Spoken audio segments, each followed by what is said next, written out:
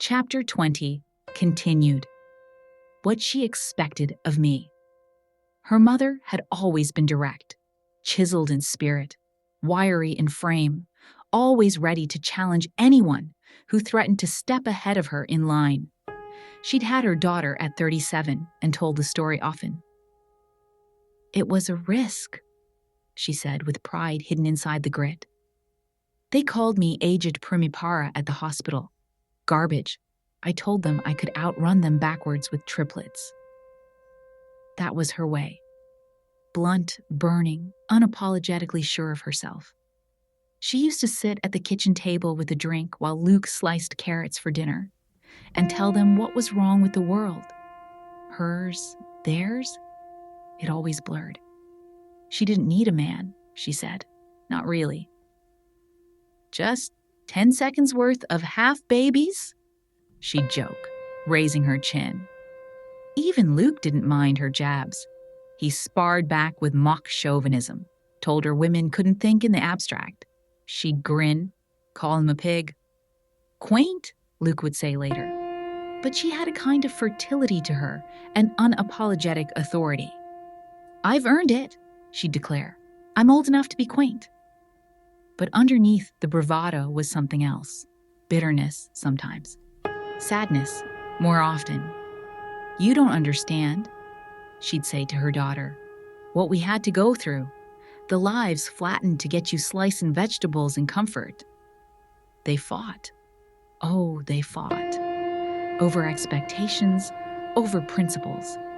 The daughter had been raised to be free, and yet she could feel the pressure to live as her mother's validation, to be the living proof of sacrifices made decades before. She resisted. "I am not your justification for existence," she'd said once, and it had hurt them both. Still, she wants her back now, wants the whole complicated mess of it, the fights, the drinks, the weary idealism. But that world is gone, and wanting won't bring it back. Chapter 21, breath and thread. The room is too hot, too loud. The women chant around her, soft yet incessant, and after so many days of silence, the sound scrapes at her senses. The air clings close, saturated with breath, sweat, waiting. In the corner, a bloodied sheet lies bundled like a discarded offering. She hadn't noticed it before. The scent is thick, earthy. Flesh and iron and something else, something primal. It's Janine. Her labor has begun in full. The room smells like cave walls, fur-lined dens, birth blankets, and feline memories. The scent of matrix, creation and rupture in the same breath. Breathe, breathe, hold, expel, expel, expel. They chant to the rhythm Aunt Elizabeth taught them, rituals stitched to breath. Janine pants, eyes closed, trying to ride the pain like a tide. When she can't stay still, two women rise, steady her on either side as she walks the circuit of the room. A contraction folds her. One woman kneels behind to rub her back, and they carry on chanting, over and over, like prayer worn thin. The narrator spots Offred, sitting two away, head bowed in rhythm. Martha arrives with juice, powdered, grape-colored synthetic nourishment in paper cups. It passes hand to hand in careful sequence. Then a whisper, close at her ear. "Are you looking for anyone?" She turns. Low. "Moira, dark hair, freckles." "No," the woman says. "But I'll watch for you." The narrator asks, "Are you?" "Alma," she replies. A spark. There had been an Alma at the center, hadn't there? She wants to offer her real name in return. Needs to. But there's no time. Aunt Elizabeth straightens, ears pricked. Silence descends, measured and sharp. Birthdays are better for trading secrets, but this isn't the place. And there's no point asking about Luke. He's beyond these walls, beyond the range of whispers. The chant continues. It pulls her in, anchors her to the heat in her stomach, the ache in her breasts. Her body responds before her mind does, shadowing the labor like a mimic, like a ghost of what it once was allowed to be. Breath in, hold, let go. A rhythm not of language, but of survival. The heat thickens, the smell grows raw. Sweat, blood, the wild animal scent of birth. Janine moans, an uneven sound, cracked between scream and sob. Transition, Aunt Elizabeth calls it, the moment when the body tips toward rupture. Janine's hair is wet now, clinging to her temples. Someone wipes her brow. She mutters disjointed things. She wants to go outside. She wants a walk. She needs the bathroom. None of it true, or all of it. Her body speaks a language she no longer understands. She's helped to the toilet by two women. There's a new odor in the room. Musk layered on musk. She crouches like a doll gone limp, bent at the waist, arms dangling. Then she's up again, pacing. Time means nothing here. The narrator sweats too, lips salted. Pains pinch her belly, not real, but remembered, shared. Then Janine screams. It's her second birth. She should remember, but memory vanishes under pain. Pain isn't stored in words. It burns differently, leaves no wound visible, only the shape of absence. Someone spiked the grape juice. Ritual relief. It happens. No one will speak of it. They need these secret allowances, these soft escapes. The lights dim. The room breathes down into dusk. Janine is led to the birthing stool. Her body calms. Breath steadies. All the women lean forward, tension stitching them together. Muscles tighten in sympathy. They become one shape, one urge, one body bent toward pushing. And then, the commander's wife enters, clad in white cotton, nightgown billowing like some brittle flag. She is helped to the seat behind Janine, her legs framing the girl like thin wooden arms. But the women ignore her. Their eyes are only for Janine. She glows, grunts, pants, pushes. The chanting begins again, quiet but insistent. At last, birth. The baby slithers into Aunt Elizabeth's waiting towel, mottled and wet, whole, a girl. They exhale in awe, joy scraped raw by fatigue. Janine weeps. They all do. It's not just relief, it's memory. The narrator remembers her own birth. Luke's hand in hers, breath caught in wonder, that stunned, holy moment that kept him from sleeping all night. The baby is bathed, silenced, wrapped. The commander's wife is helped to the bed. The child is placed in her arms with rehearsed solemnity. The other wives descend, cooing and crowding like guests at a garden party. Envy clings to their perfume, thin, acidic. The wife names the child Angela, a sweet, nothing name. They chirp their agreement. Janine doesn't see. The handmaids stand between her and the performance, shielding her. She drinks juice. Maybe there's wine in it. Her face is damp. She cries still. The afterbirth hasn't passed. Still they are triumphant. Janine won't be sent to the colonies now. She is safe, for a while. The red birthmobile idles outside. The doctors remain in their van, ghost pale faces behind tinted glass. One comes forward, nervous. Was it all right? He asks. Yes, the narrator says. Empty. The ride back is silent. They sit facing each other, cradling absence, hands cupped around imagined weight. Their bodies ache, their breasts leak, ghost children in their laps. And in that numbness, the narrator thinks, Mother, wherever you are, you wanted a women's culture. Well, here it is. Not what you meant, but it exists. Be thankful for small mercies. Chapter 22. Alliances and Escape. She returns home after the birth, body exhausted and nerves frayed. Time has lost meaning. Her muscles cramp, her chest aches. Even solitude, unwelcome on most days, now feels like a blessing. She lies on the bed, too drained to sleep, too wired to settle. The ceiling wreath twists into hallucination. a ghost of a wide-brimmed hat from some forgotten era, lush with feathers and fruit.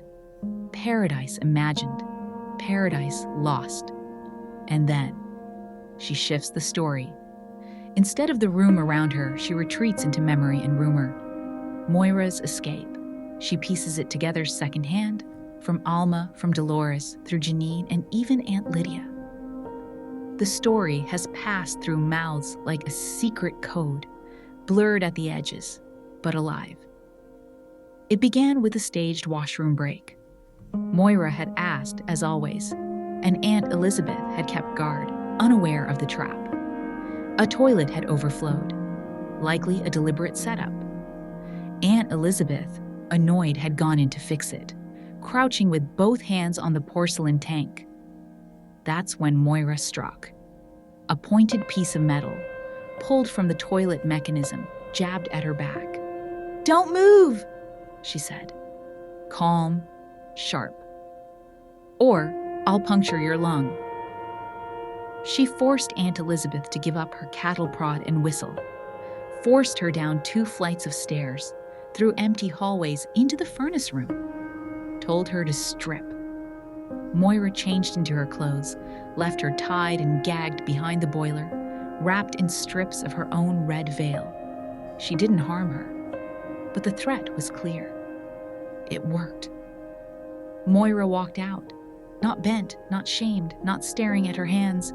She stood tall, steady, radiating refusal, a rare, brazen act of rebellion, one they would all remember.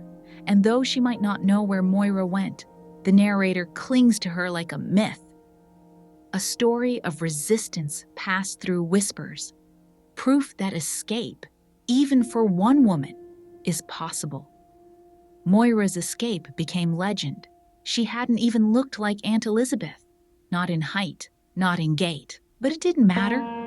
The way she walked, straight-backed and sure, was enough to make her invisible in plain sight. The angels on duty never questioned Aunt's. They saluted and let her pass without checking her credentials. Moira simply walked through the front door and vanished. Janine, upon hearing this from Aunt Lydia, offered a small, neutral "Oh!" Whether she felt awe or envy was impossible to tell. If she wanted to cheer, she buried the urge. Aunt Lydia asked her to listen. "Keep your ears open," she'd said. Janine agreed, of course. Her face was all innocence. She knew the exchange would earn her immunity, at least for now. Someone else would take her place at the front of the classroom. The new sacrifice. Later that night, Janine whispered the story to Dolores. It spread, bed to bed, like wind through grass. The escape unfolded in murmured fragments beneath the dark ceiling of the gymnasium. Moira was out there, somewhere, or nowhere, or dead. But the mere possibility of her survival swelled into myth. They imagined her triggering explosions, breaking through windows, swinging doors wide open. She had become more than human. She had become loose. And loose women, they understood now, were terrifying. Moira was an open elevator shaft. She made them dizzy. Already, they'd begun to adapt to their cages. Walls as protection, silence as routine. Moira reminded them there had been another shape to life. She became an ember in the quiet. The ants, beside her memory, felt absurd. She dismantled their authority with a toilet lever. Her defiance made her sacred. They waited, half in dread and half in desperate hope, for her return. Any day, they thought, she'd be dragged back in, broken this time. But she didn't come back. She hasn't yet. Chapter 23. Something to trade. She lies on the narrow bed, flat, still, reconstructing everything. Not just tonight, but her entire time here. Replaying her lines as if a change in words could have shifted the outcome. Wondering what she should have said, what she should have kept, what she could have refused. But there's no changing it. Only the rhythm of memory. Revision is the only thing she can own. She reminds herself, I will get out. Others have thought that in other prisons, other regimes, it hasn't lasted forever. Not for history, even if for some it lasted as long as their lives did. If she ever tells this to someone, she knows it will be through distance, filtered again, shaped by words. And words are never exact. Language trims experience to fit form. Too many gestures are untranslatable. Too many shapes vanish when pressed to the page. Still, she thinks, if you are a man and you've made it this far, remember, forgiveness is not obligation. It's power. To forgive someone is to control the narrative. And women, taught to be forgiving, must learn that this too can be reclaimed. She remembers what came next. The commander had summoned her. Alone. A violation of protocol. A breach in the structure that declared handmaids were not mistresses or muses. She was no concubine. She was function. Womb wrapped in red cloth. But the commander wanted something. That want was a crack in power, and she pressed herself against it. When she entered his room, the forbidden room, it looked disarmingly ordinary. A leather chair, a potted plant, a desk, a fireplace with no fire, but on every wall, books, shelves and shelves of books in full view. It stunned her, made her want to laugh or cry. Knowledge, right here, untouched and forbidden. And then, I want you to play a game of Scrabble with me, he said. It was surreal, a relic of the old world, now illicit. The same game her mother once tried to interest her in when she was 13. Back then, it had been boredom. Now, it was desire. A clandestine transaction dressed as leisure. They played larynx, valence, quince, zygote, letters arranged like currency. Not words. They were never just words. This was not a seduction of the body. Not yet. It was something more electric. The seduction of permission.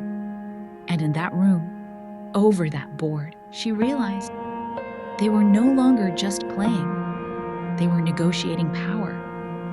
The counters are smooth between her fingers, small squares of freedom disguised as letters. The texture thrills her. They feel like forbidden things. Sweets tucked under the tongue, peppermint and lime, crisp and cooling. She wants to put them in her mouth, to taste language again. She spells words she barely remembers how to use. Gorge, quince, zygote. The words feel lavish, illicit. She wins the first game, lets him win the second. Still unsure of what he wants, or what she might ask for in return. Eventually, he tells her it's time to go home. That's what he calls it, home. But he means her room, her cell. She hears the clock strike 9 and follows him to the door. They pause, listening for footsteps. The quiet feels conspiratorial. The mood shifts. Thank you, he says, for the game. Then, I want you to kiss me. Her mind flashes in directions it hadn't prepared. She imagines dismantling the toilet, smuggling the lever. She fantasizes afterward about violence.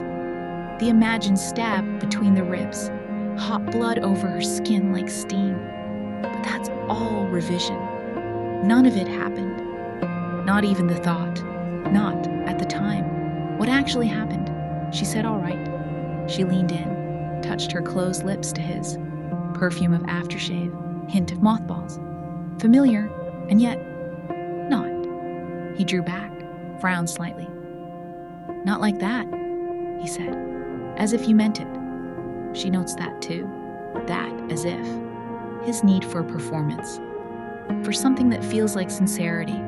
As if sincerity could survive a room like this. So, she says goodnight, and files it, like everything else, into the narrative she's rewriting in her head. The one with sharper lines and cleaner choices than the one she's actually living. Chapter 24. Strange Games and Stranger Forgiveness. She returns to her room in silence.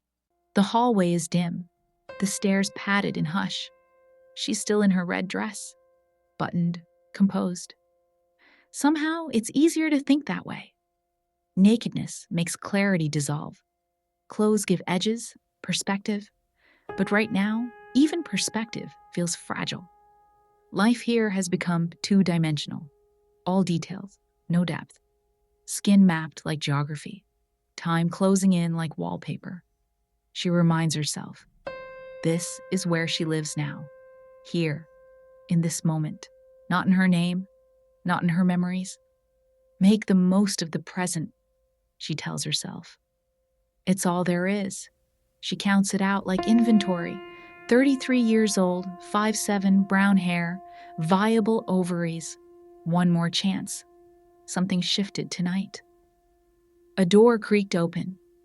The commander wants something. A game, a kiss, a performance. What could she ask in return? It could be everything. It could be ruin. Aunt Lydia used to say men were simple, that a woman's task was to manipulate them. Not explicitly, but it hung in the air like embroidered scripture. Lead them by the nose, Lydia implied. Nature's way. A divine design. But how does a Scrabble board fit into that? What about a commander who asked to be kissed? Not taken, not obeyed, but kissed as if it meant something? It makes her laugh, almost. The absurdity, the weight of it. Later, in the dark, she remembers a program from childhood, a documentary, grainy clips from one of the wars. The Holocaust, her mother explained.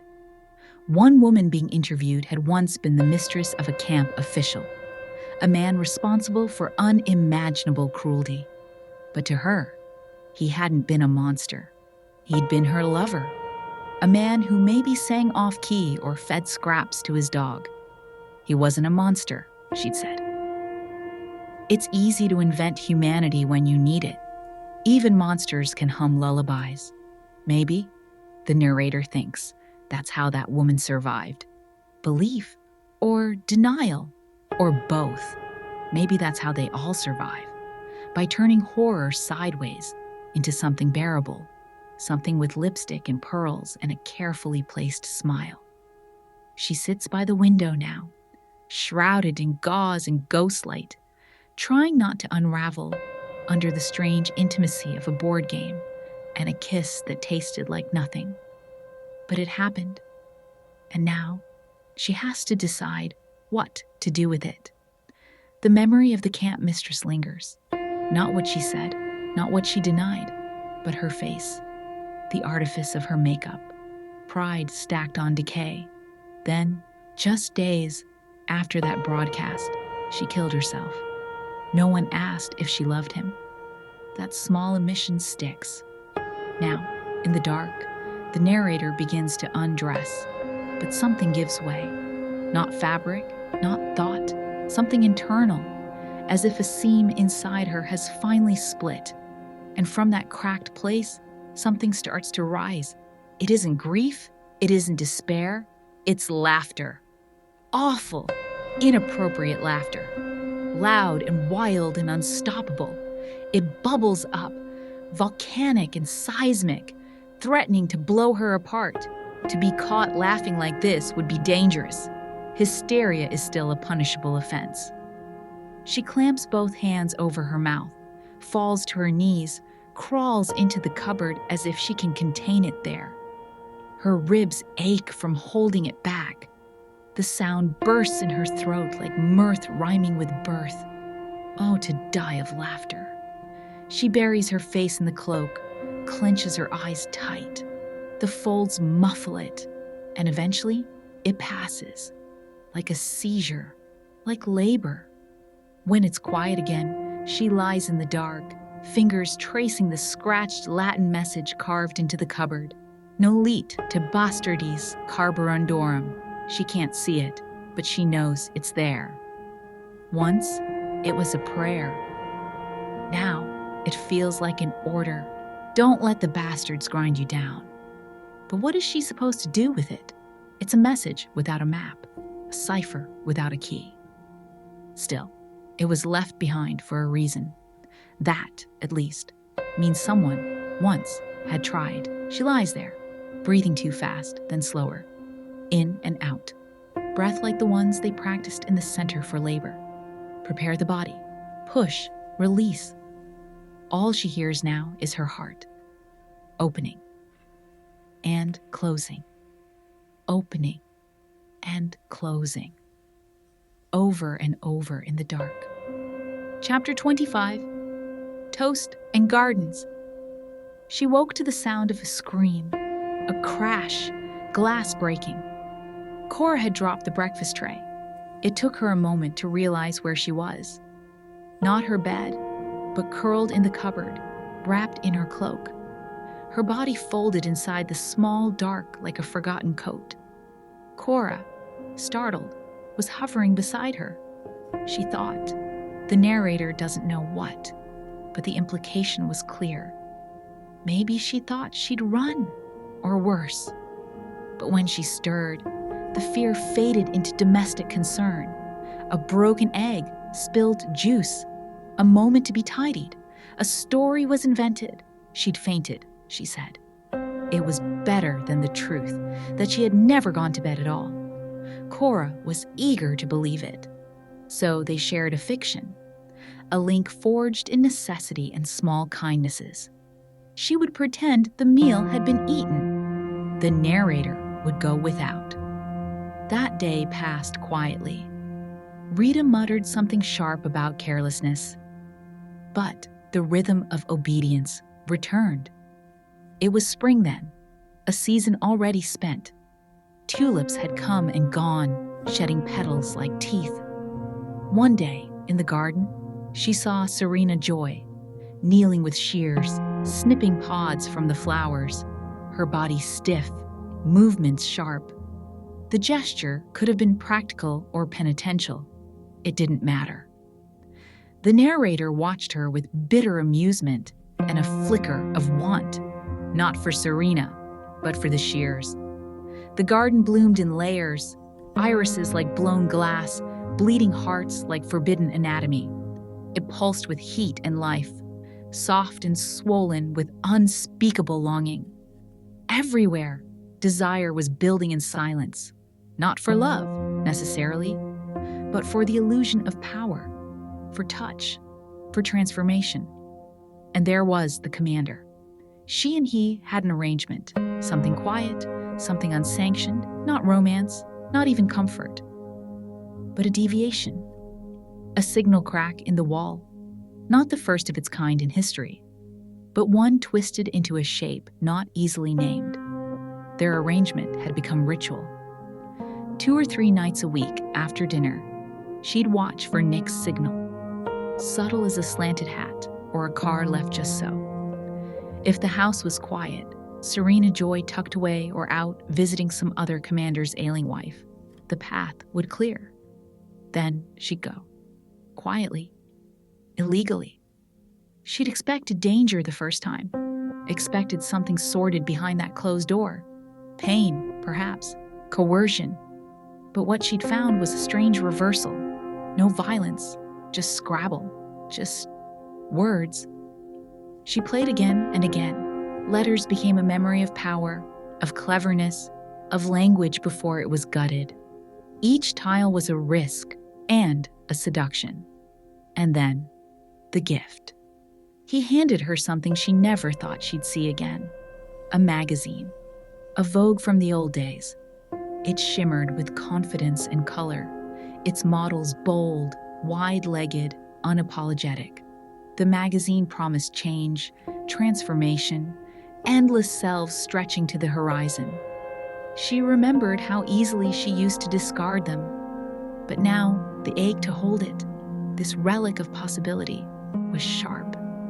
When she asked why he had it, he smiled with practiced nostalgia. "Some of us appreciate the old things," he said. His tone wavered between irony and longing. When she asked why he was showing it to her, he answered simply, "Who else could I show it to?" And there it was. Loneliness, This wasn't just an indulgence. It was a transaction, a confession, a crack in the wall of ceremony. The third night, she asked for hand lotion. Not much, but something. And he gave it. He didn't reach for her, didn't press, just that one goodnight kiss, almost formal. Not because he couldn't, but because somehow that wasn't the arrangement. She asked for lotion. It was small, almost silly, a comfort disguised as a need. Their skin was dry, she said. Our skin, not my skin. Safer that way, easier to hide desire behind collective suffering. He seemed surprised. Dry? He repeated, as if he'd never considered it, as if their flesh was furniture, something for function, not care. She told him about the butter. Sometimes margarine. He laughed, called it clever. A child's wish for bubble gum. He promised he could get her some, quietly, cautiously. But what if she smells it on you? He warned. That moment spoke volumes. Some long-past memory, a hallway argument, perfume in the wrong place. The fear didn't come from nowhere. Or perhaps it was just another performance. Either way, it made him cautious. She reassured him. She's never that close to me. A truth, mostly. Until he reminded her, sometimes she is. She blushed. By the fourth visit, he had it. A plain plastic bottle, no label. It smelled faintly of oil. Nothing floral, nothing soft. It might have been hospital grade, meant for wounds. Still, she thanked him. Then the problem. Where to hide it? In your room, he said, casually. He didn't understand. Still didn't. She told him, they look. He blinked. What for? That's when the anger cracked through. Razor blades, books, black market things, the stuff we're not supposed to have. You ought to know. Her voice had sharp edges now, too loud for that room. But he didn't flinch, just offered to keep it for her. So, that's what they did. He watched her rub it into her hands, her cheeks, watched her perform the ordinary act of softness, as if it were rare, dangerous, intimate. And in his gaze, she saw the bars. The way he looked at her, not like a woman, but like a strange pet doing something human. She wanted to turn her back, wanted privacy, but she didn't move. She reminded herself, to him, I'm only a whim. Chapter 26, The Shift. When the next ceremony night finally came, weeks after the last, something was different. She felt it immediately, a stiffness that hadn't been there before. Where once she had armored herself and gone numb, pretending her body was no more hers than a vessel. Now, she couldn't quite detach. Before, it was mechanical, an obligation. Now, it felt watched. The commander had changed too. He seemed aware of her in a way he hadn't been before. He looked at her, not as an instrument, but as a person, and it unsettled her. The lights overhead blazed. Serena Joy insisted on brightness, anything to erase even the faintest trace of romance. And yet, the sharpness of it made her feel even more exposed. She felt her legs, prickly from half-regrown stubble, her unshaven armpits. Her discomfort grew. The act, meant to be impersonal, perfunctory, now felt awkward, intrusive, because he wasn't just a thing anymore. And that was the problem. She'd begun to see him, in that dark study with its forbidden books and faint aftershave, as something closer to human. Not necessarily better, but dimensional. And Serena Joy. Serena was no longer just an enemy. She was bitter, yes, petty, cruel, even. But she was also losing something the narrator hadn't meant to take, but now had. Not love, not even affection, just time, a secret, a connection, even if Serena didn't know. The narrator did, and it weighed on her. She felt guilty. and powerful. And she liked that feeling, more than she wanted to admit. But that power came with risk. During the ceremony, the commander had reached for her face, a small human gesture, one that didn't belong in that setting. Under Serena's eyes, in the staged purity of ritual, she moved away, subtly, a warning. Later, in private, she told him, "Don't do that again." He didn't understand, not at first, or pretended not to. She explained what he already should have known. A gesture like that could destroy her, get her transferred to the colonies, or worse. This wasn't a relationship. It was a transaction balanced on a blade. He apologized, said he hadn't meant to, that it all just felt so impersonal. "How long did it take you to find that out?" she asked him. They were already speaking differently now, and something had irreversibly begun. Aunt Lydia had painted it like utopia. "It'll be so much better," she'd said. Women living together in harmony, like daughters, like family. No more transfers from house to house once the numbers were up. Everyone helping one another along the path of life.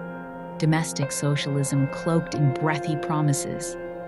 It was always like that with Aunt Lydia, compassion laced with control, hands clasped, voice hushed. Then the raised finger. "But we can't be greedy pigs now, can we?" But harmony wasn't what they got. The narrator sees it plainly now. She's his mistress. That word, old and barbed with gossip and shame, fits. And though the architecture is different now, no attic apartments or pearls slipped in secret, the function is the same. She's the outside woman, the supplement, the filler of some silent gap. Even Scrabble is part of it. She sometimes suspects Serena knows, or maybe even planned it. Put her forward to carry the weight she could no longer stomach. It could be collusion or coincidence. Either way, the narrator finds herself in this absurd and humiliating role. And still, she's happier. Not because she loves him, that's not it, but because he sees her, engages her mind, offers her the barest echo of being needed for more than her womb. He fills space. He watches her. She has become someone to him. And in a world built to make her invisible, that is something. She's not just an instrument anymore, not a vessel, not an empty shell for state-planned life.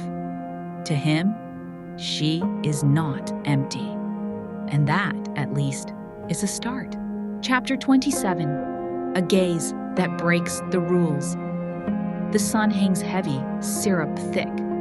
Once, this kind of heat would have meant sandals and sundresses, skin exposed. Now, she and Offred walk side by side, swaddled in red, baskets filled with strawberries and dull slabs of fish. It's the season for berries. Eat them until you're sick of sweetness. That's the rule now. Loaves and fishes, reads the sign above the store. A fish with lashes and a smile, but no loaves. The seas are dead. The fish are farmed and taste like mud. The oceans are resting, the news claims. She remembers the real names: sole, haddock, swordfish, but they're rumors now. Extinct as whales. They walk past old haunts she can't name. An ice cream shop, maybe. She used to hold her daughter up to the glass, let her pick the flavors by color, pastels that matched her clothes.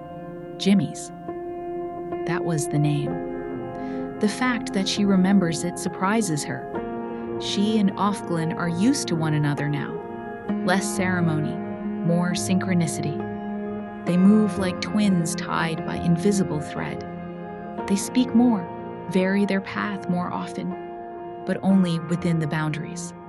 Like rats in a maze, free in every direction so long as they never try to leave it.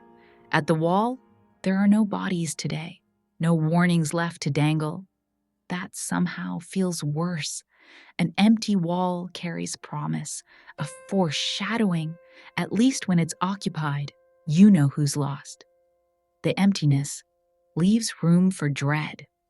Still, she looks. She always looks.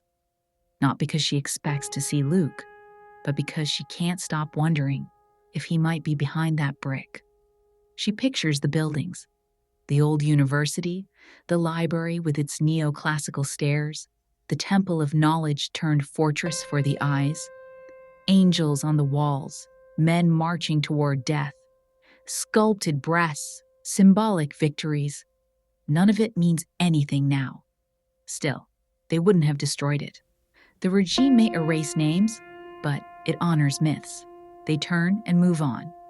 At a corner sits Soul Scrolls, row after row of machines printing prayers like receipts. No people, just paper and recycled murmurs. 5 kinds of blessings: health, wealth, birth, death, sin. Transactional salvation ordered by phone and billed to a household account. The piety of automation. The building once sold lingerie, she thinks. Lush, laced pieces in pink boxes. Now it sells virtue. She shifts her gaze from the machines to the glass. And there, Offred is staring back at her. For the first time, directly, unflinching, steady. Their eyes lock, and something shifts. It's not fear, not trust, just risk. And for a moment, the glass doesn't divide them. It connects. Offred speaks first. A whisper, just a breath, against the glass at Soul Scrolls. Do you think God listens to these machines? A simple question in another world. But here, it's treason wrapped in philosophy. One line and the air grows brittle. The narrator could react, recoil, report, walk away in cold silence. Instead, she answers just as quietly. No. And that's the crossing. An invisible line has been passed, forged by risk and held now between 2 whispered breaths. Offred exhales. Neither do I. There's a relief, but also something deeper. A door cracking open. They speak like conspirators, soft and careful. Tibetan prayer wheels, says the narrator, moved by wind. Offred doesn't know the reference. It doesn't matter. They're reaching for something lost all the same. They lower their eyes, bow their heads, mimicking prayer to shield their words. The risk lingers. Offred leans close and says, "You can join us." United States. There is a us. The narrator feels it surge through her. Hope, liquid and hot, like blood returning to a limb that had forgotten it could feel. They turn, walk the streets in silence, through the city that has become a stage set, past storefronts now gutted of memory. They pass signs, lilies, all flesh, past suits and cloaks and cars that gleam but do not warm. The sun is still free, but no one dares to bask in it. Then, a ripple in the crowd, a slowing. A black van with a white winged eye glides by, like a shark beneath the surface. It does not blare its intentions. It simply chooses. 2 eyes leap out. They seize a man with a briefcase, shove him hard against the van. One strikes him swiftly, folding him like a rag. Then they toss him into the black void like waste. It all happens in seconds. And then, traffic flows again. The world resets. What the narrator feels is not horror. It is relief. Because, for now, it wasn't her. Chapter 28. The Way In. She doesn't nap that afternoon. There's too much adrenaline spiraling in her blood from what passed between her and Offred. Too much risk and revelation. So she sits by the window, wrapped in heat, and the gauze of her curtain like a ghost draped in cloth. From outside, she must look faceless. From within, she feels half solid. The electric fan hums in the corner.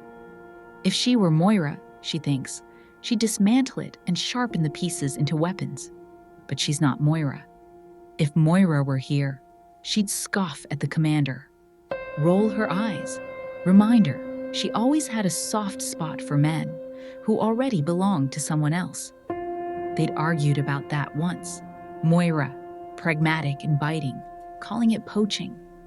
The narrator insisting it was love, agency, choice. They'd argued the way young women do over coffee in cluttered kitchens, full of certainty and heat. The flash of memory makes her ache. Moira had lived by logic then, claimed that between women, desire was fair trade.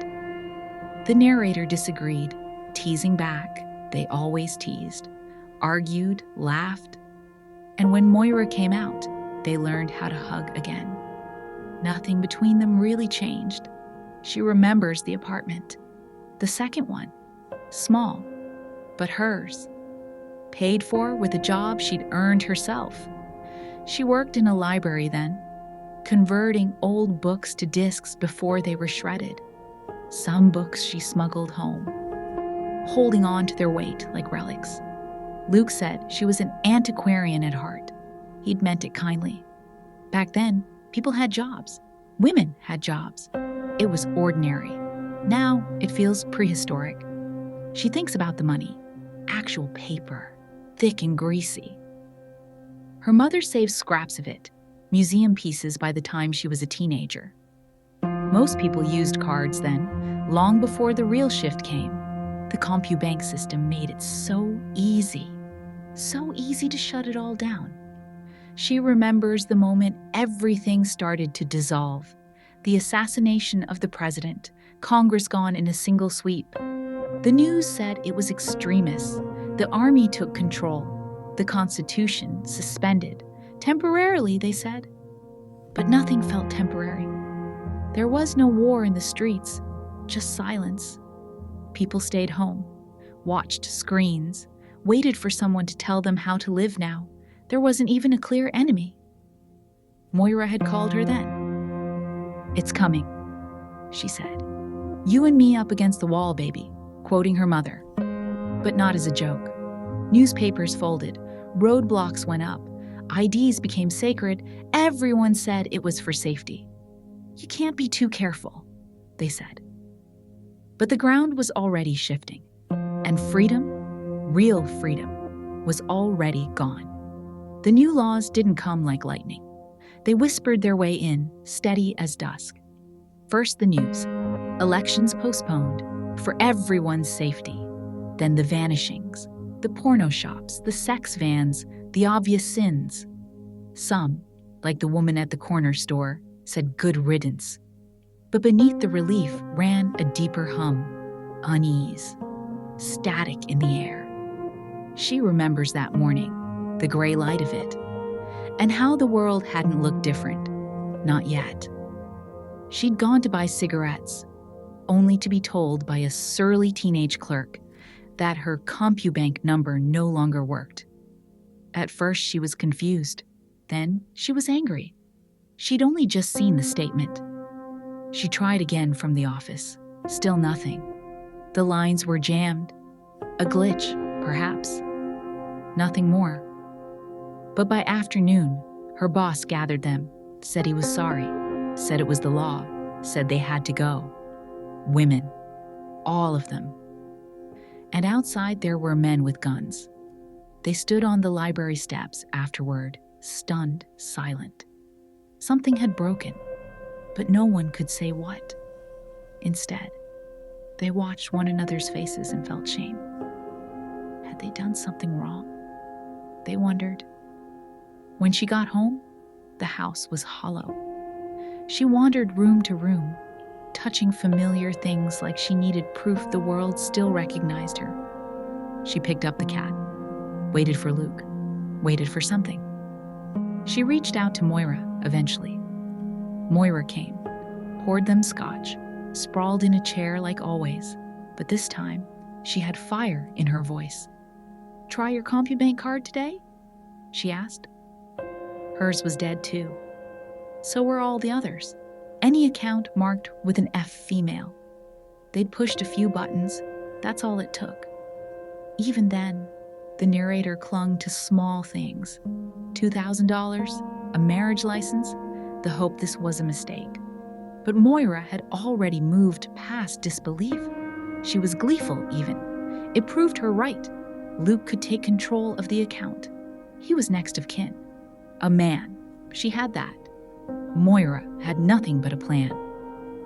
"I'll go underground," she said. Moira always had a plan. The narrator, for her part, drove to the school like glass, one hand on the wheel, her child's picture taped beside the fridge. Nothing was wrong, not yet. But everything was already gone. Luke had come home the day she lost everything, knelt down beside her, wrapped her in his arms. "We'll get through it," he'd said. But when she asked if they'd explained why, he said nothing. His comfort was gentle, almost practice. "Hush. I'll take care of you." And that, somehow, made it worse. She felt amputated, smaller, hollowed out.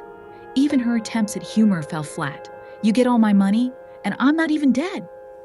She wasn't crying. She was retreating.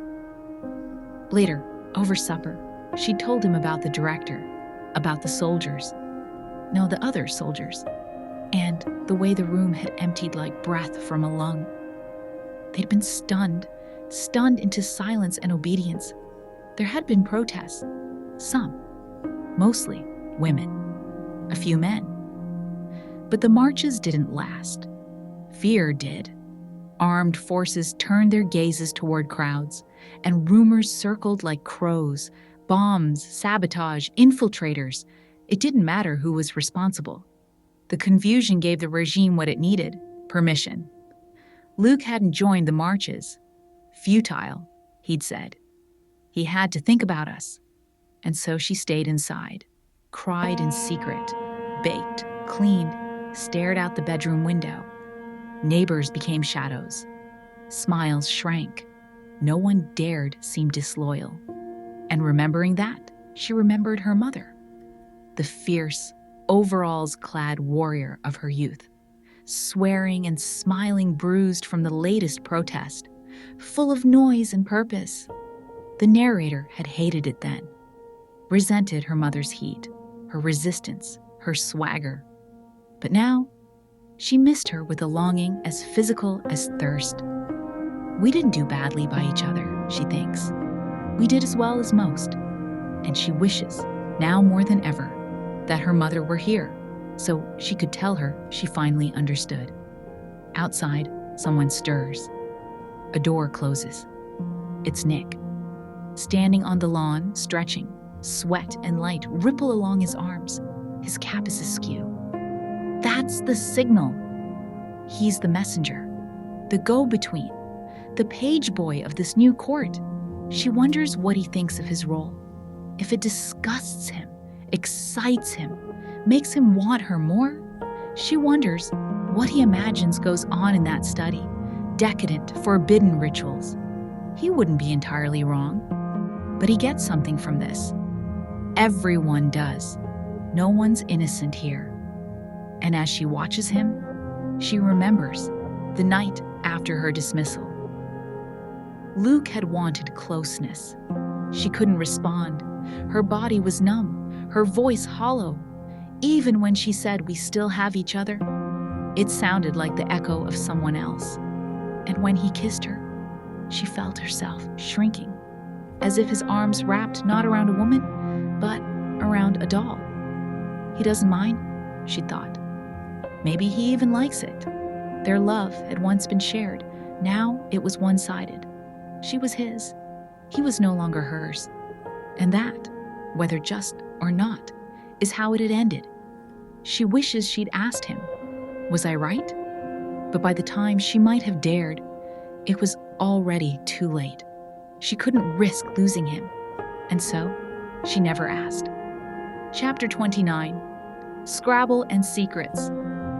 She sits in the commander's office, opposite his desk.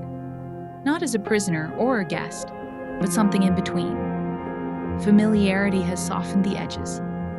Her red shoes are off. feet tucked beneath her like she belongs to the room. He's relaxed too, jacket gone, elbows spread across the table. The mood is almost campfire casual, if not for what it means. They're playing Scrabble again. She plays zilch. He raises an eyebrow. Is that a word? She offers to look it up, but he lets it stand. He likes it when she shows cleverness. It flatters him, warms him. She feels like a pet learning tricks. He tallies the score. She suspects he lets her win, or at least doesn't care if she does. That remains the mystery. What does he want from this? From her? There's power at play, but not the kind she can easily map. Then, what would you like to read tonight? He asks. It's part of their ritual. Magazines, novels, backward echoes of the old world. She devours them hungrily, scanning the pages like a starving woman hiding stolen bread. He always watches her read, silently, steadily, like watching her do something forbidden, sensual. Tonight, she doesn't want to read. She wants to talk. He asks, about what? And she surprises herself by saying, you. He deflects. Nothing special to say, just an ordinary kind of guy. But nothing about him is ordinary. Ordinary men don't end up as commanders. Ordinary men don't hold keys to lost languages. She pushes, careful and curious. You must be good at something. He concedes. Market research. Then, I branched out. He calls himself a scientist. Vaguely. They never say exactly what they command. That's part of the design.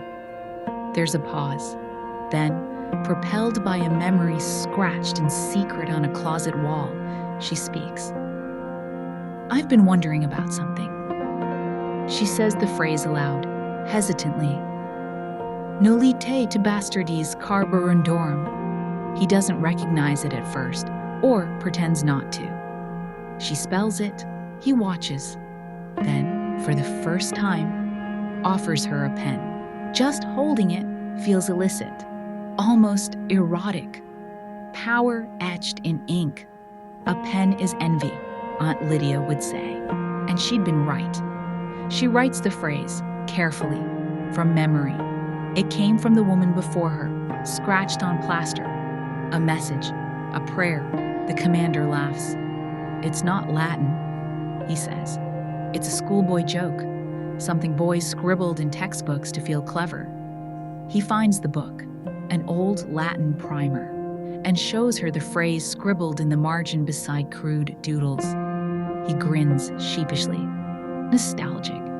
It means, roughly, don't let the bastards grind you down. And in that moment, everything falls into place. The phrase wasn't sacred. It wasn't a secret code from rebels. It was a joke, an echo of someone else's childhood, something passed to the woman who came before in this very room, shared between her and him. What, in trust, in longing, in desperation, and now passed to her, not holy, but human. She is not the first. There was another who came to the commander's office, played games, shared silences. Another who entered this space and left a trace, scrawled in Latin in a cupboard behind a cracked wall. The narrator asks what happened. He answers without emotion. She hanged herself. Just fact. No mourning. The fixture was removed, just in case. Serena had found out. That was reason enough. If your dog dies, get another. She thinks bitterly.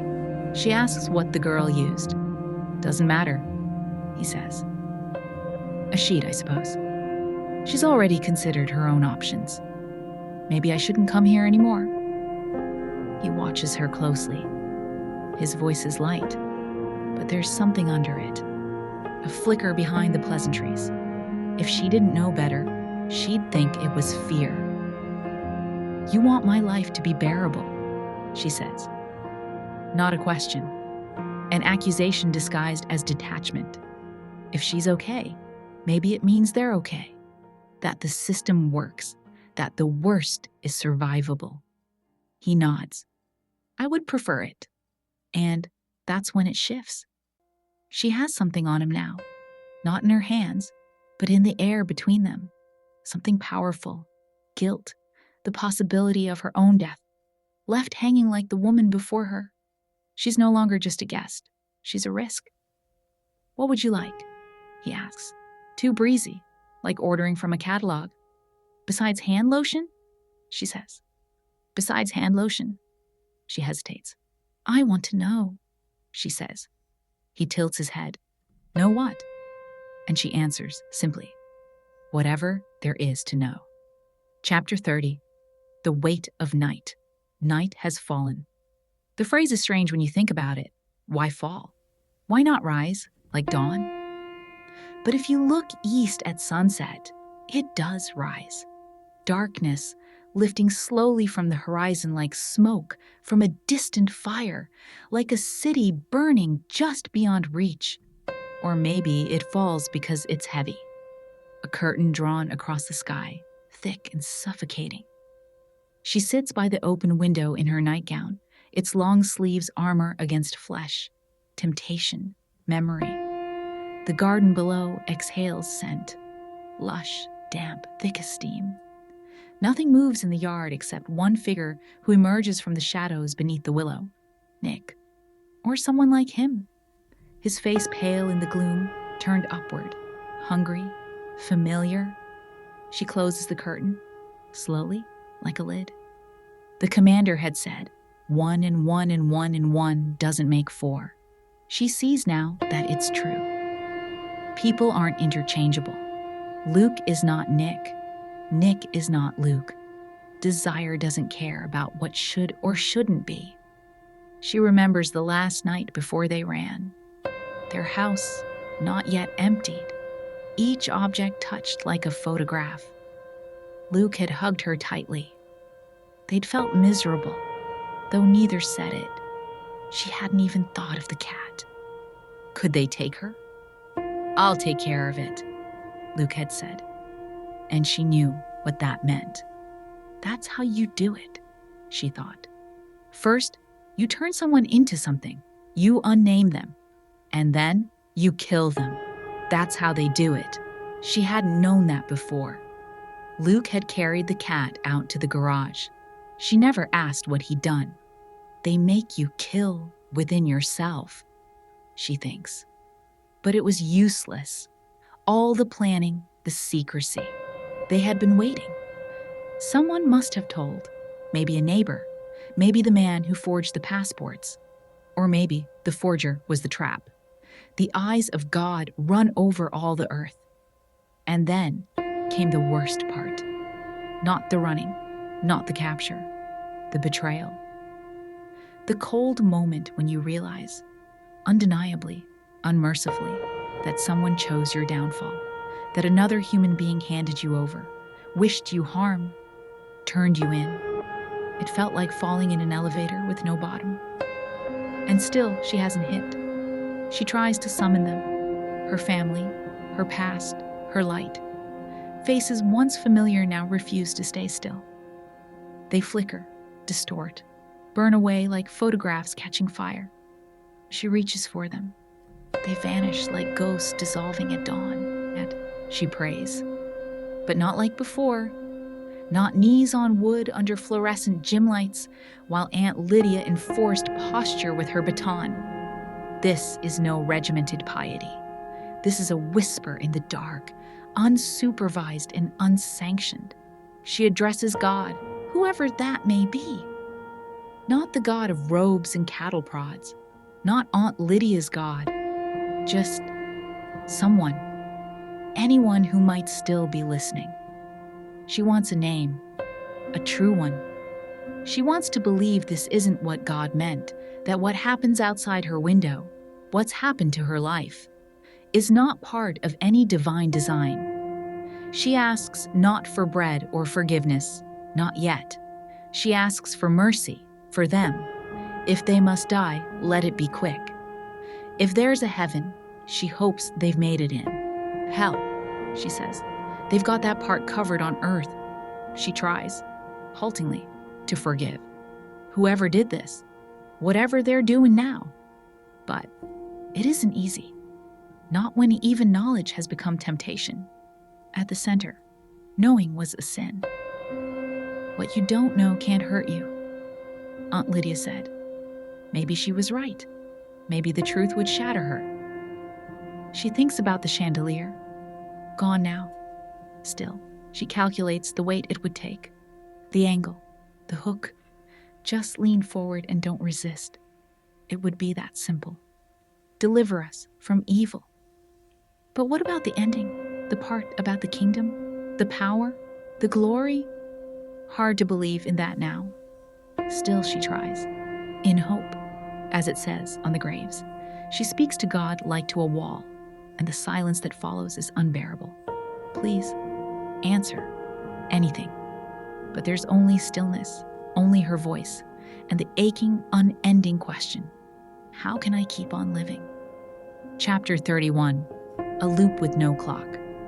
Each morning, she wakes hoping, just for a breath, that she's back in her own bed, that the life she knew has been restored like a misfiled memory. But no, it's still here. Still this. Summer lingers oppressively, each day heavy with breathless heat, each night sticky with silence. She dresses slowly, slipping on the red uniform of compliance. The red shoes, now lighter, pinch still. Stooping is a burden. Her body creaks like old wood. Time has no logic now. It doesn't tick, it drips. There are no calendars in Gilead, only rituals and routine.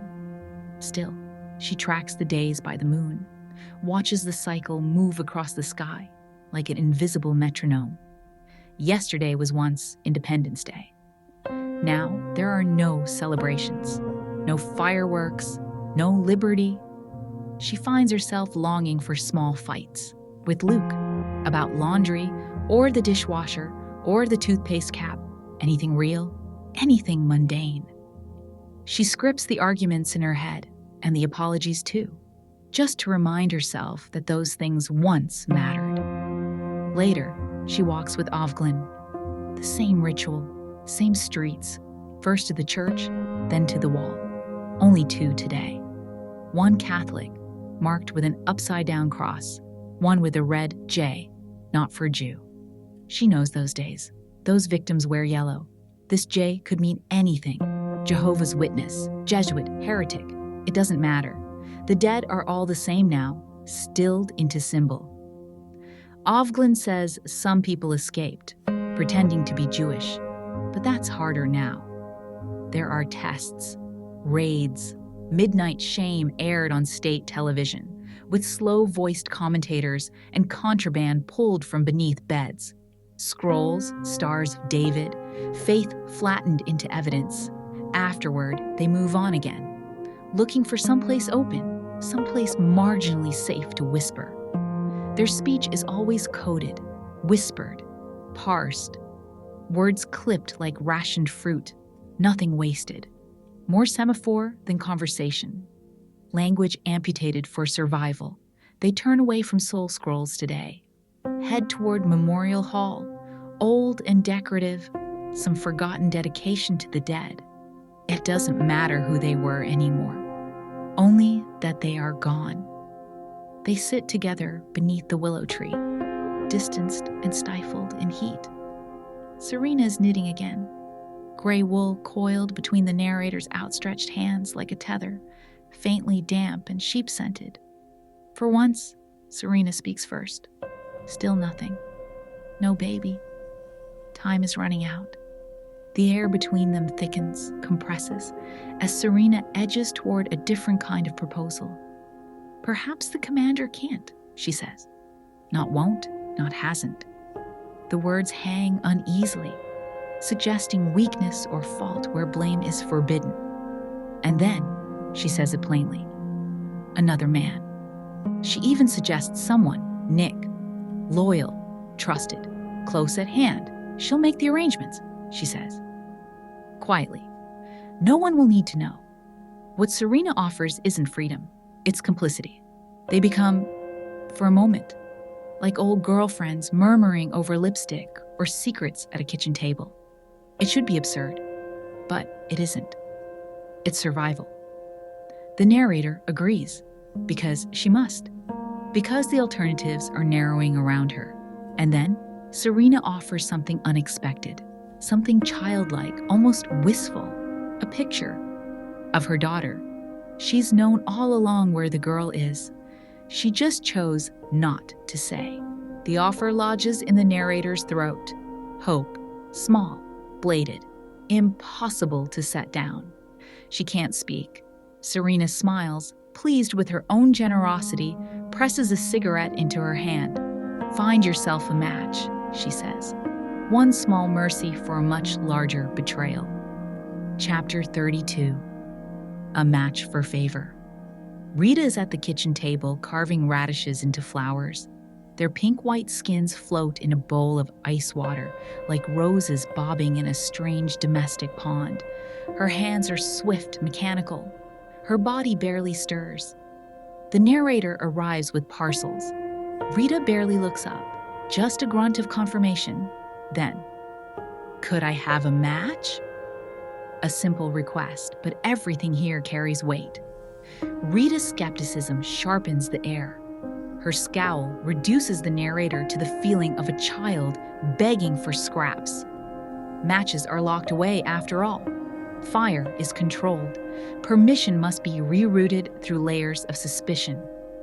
Rita sighs, loudly, pointedly, retrieves her keys, unlocks the cupboard like she's opening a vault.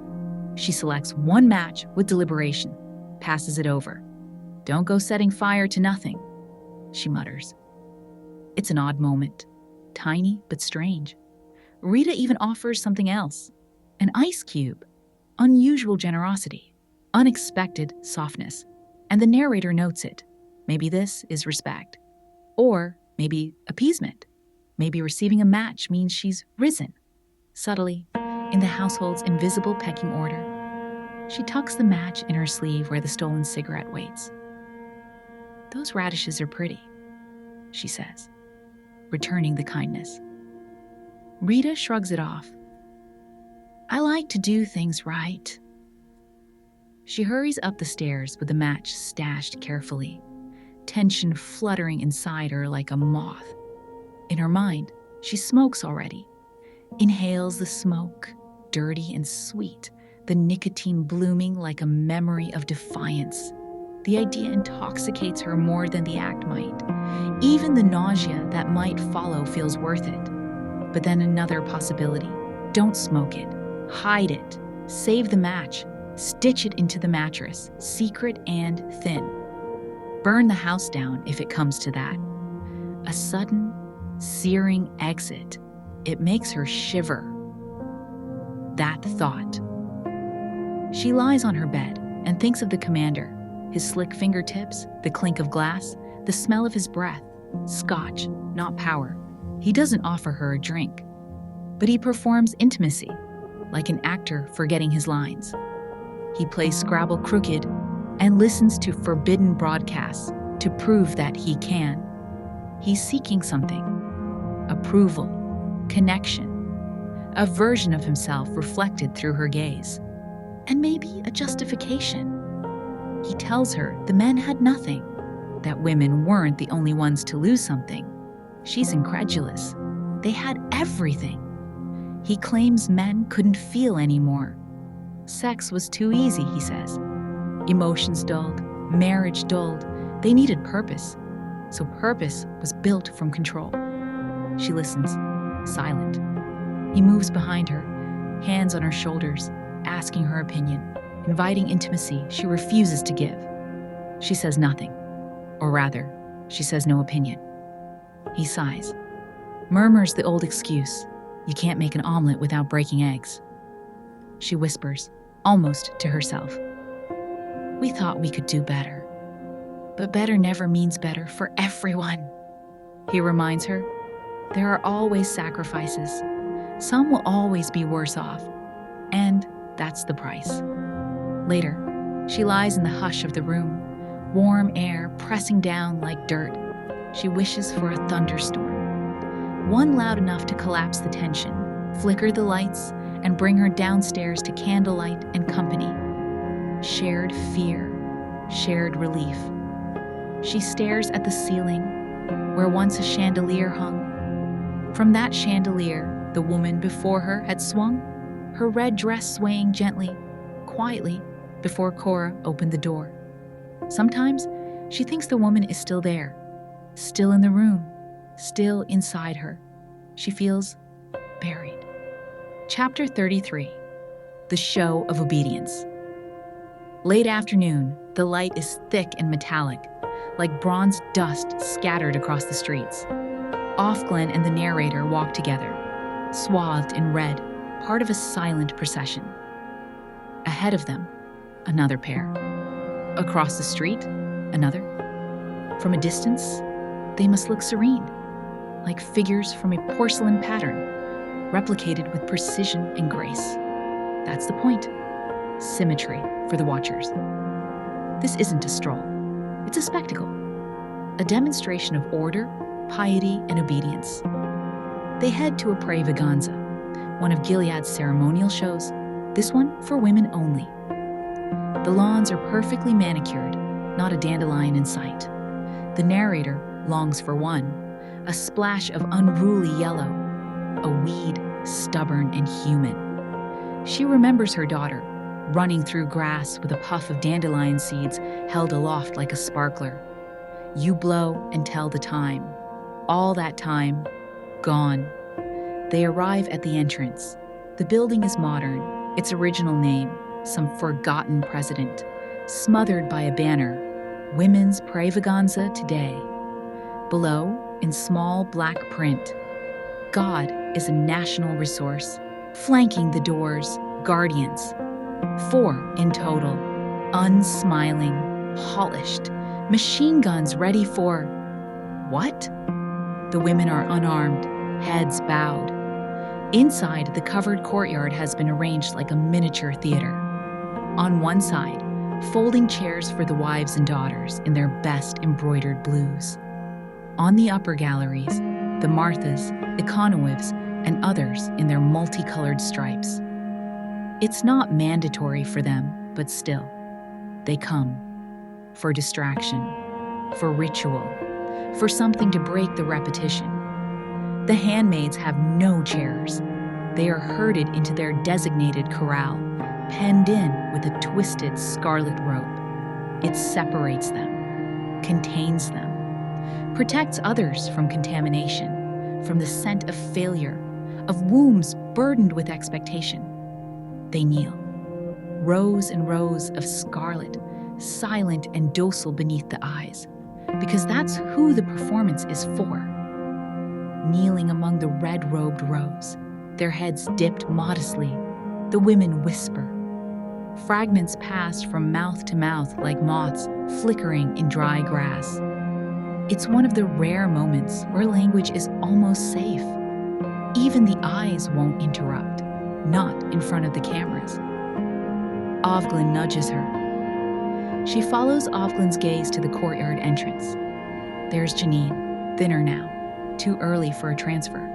She's with a different partner. Pale, gaunt, her glow is gone, drawn out like a last breath. It was a shredder after all, Offred whispers. Janine's baby, gone, unviable, worse than stillborn, unsalvageable. A knot rises in the narrator's stomach.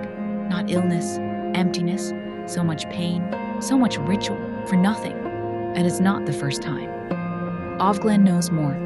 Janine's had a miscarriage before, in the 8th month.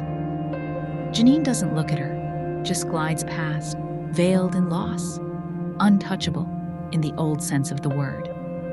She thinks it's her fault. Offred says she used a doctor. And so the whispers begin, as they always do. Whose fault? Whose sin? What went wrong? Beneath every failed birth lies the soft rustle of blame, and the women know how to tear one another apart in whispers, under the pretense of concern.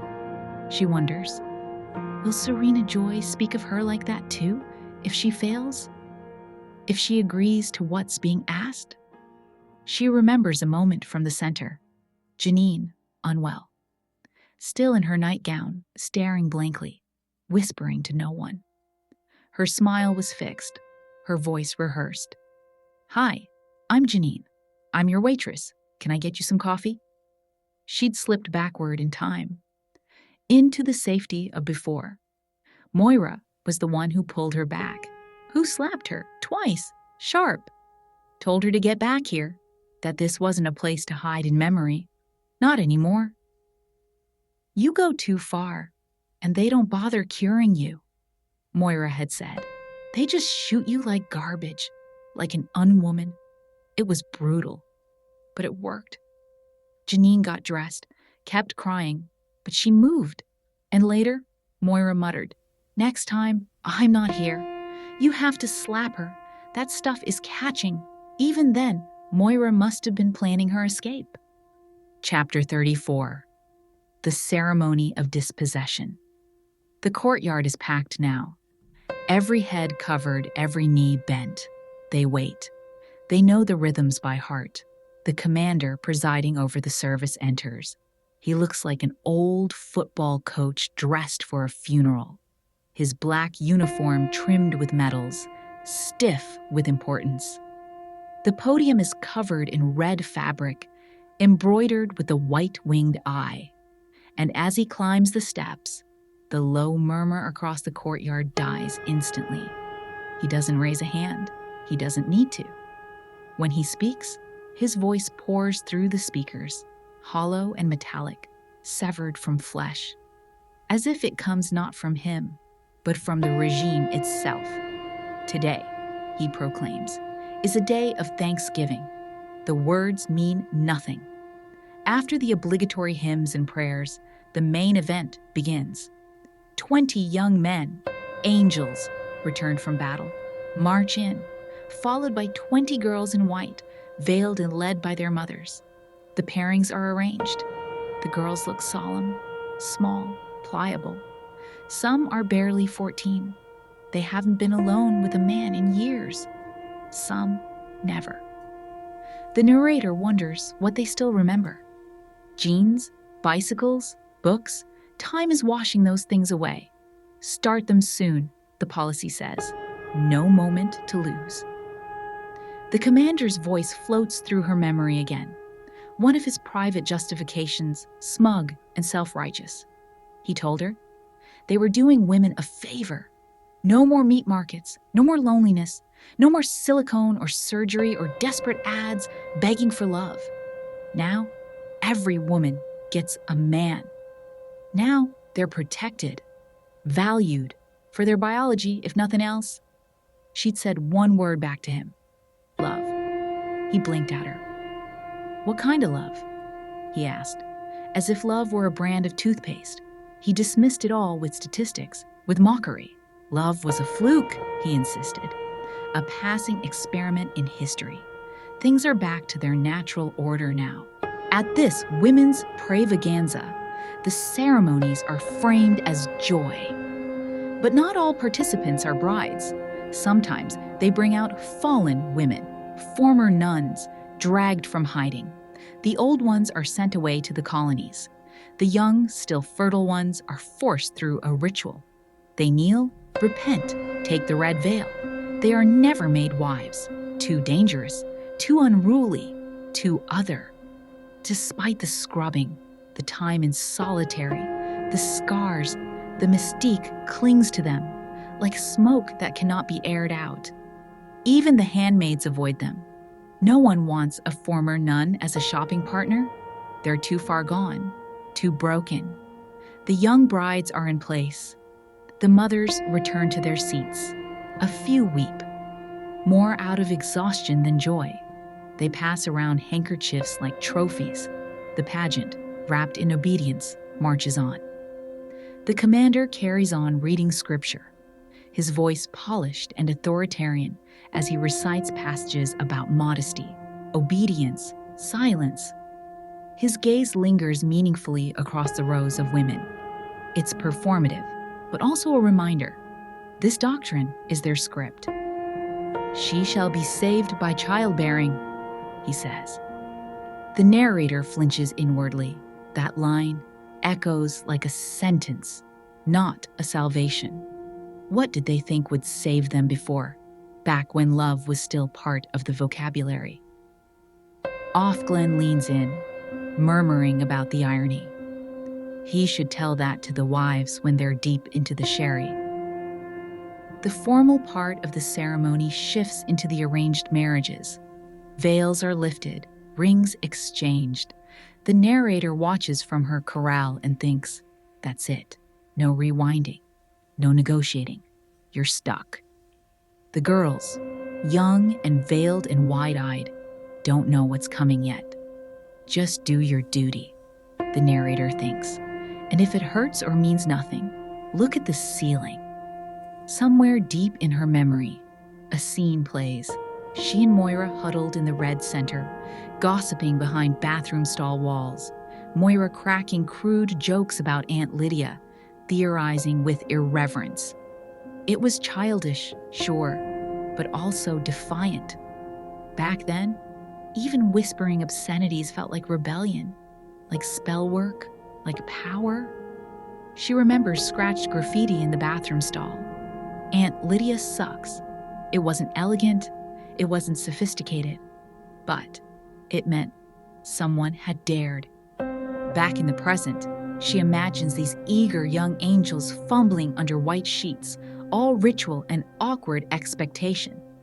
Not passion, but duty disguised as honor. Some will fail, some will suffer, all will be silenced. As they exit the courtyard, Offglen breaks the hush. We know you're seeing him. The narrator stiffens. Who? She asks. But she knows. Your commander. We know you've been alone with him. How? The narrator asks. We just know. Then, almost teasingly, is it kinky sex? But it isn't that. Not exactly. The narrator doesn't know how to explain what happens between them, what's exchanged in silence, what's offered in vague gestures. It's easier to pretend it's coercion, because at least that has a name. Offglen considers this, then adds, you'd be surprised how many of them do. The sidewalk narrows, the crowd closes in again. They walk quietly now, too exposed to talk. But when the moment returns, Offglen slips her final whisper. Find out, and tell us. Find out what? Anything you can. Chapter 35. The Shape of Love. There's a stillness in her room now, a pause in heat and time. The tray will come soon, like always, as if for an invalid. That's what she is, in a way. Not sick, but invalidated. No passport, no exit, just a woman erased on paper, outmaneuvered by laws rewritten overnight.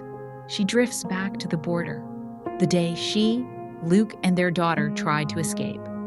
Their picnic story, their forged documents, the officer glancing into the car. Her daughter slept amid her stuffed animals. Luke got out, casually, to stretch. It wasn't casual. He watched through the window. She lit a cigarette. The soldiers leaned by the barrier, bored. Gulls spun overhead. Everything ordinary, sharpened into omen. She prayed, just this once, let us cross. I'll do anything. But when Luke came back too quickly and slammed the car into gear, it was over. They sped. Into dirt, into trees, into running. A cottage, a boat, maybe. She never really knew the plan. Maybe Luke had one. She had only instinct. Go. And now, in the present, she doesn't want to tell the story. Doesn't want to be the story. She could pull herself inward so far that no one could follow. She could vanish entirely into silence. But then, the commander had spoken of love. Now that, she thought, that's something I know. Falling in love was everything. A free fall disguised as flight. Risky, irrational, defining. Back then, if you'd never felt it, you were broken. A foreign species. She remembers the language. I fell for him. We were falling women.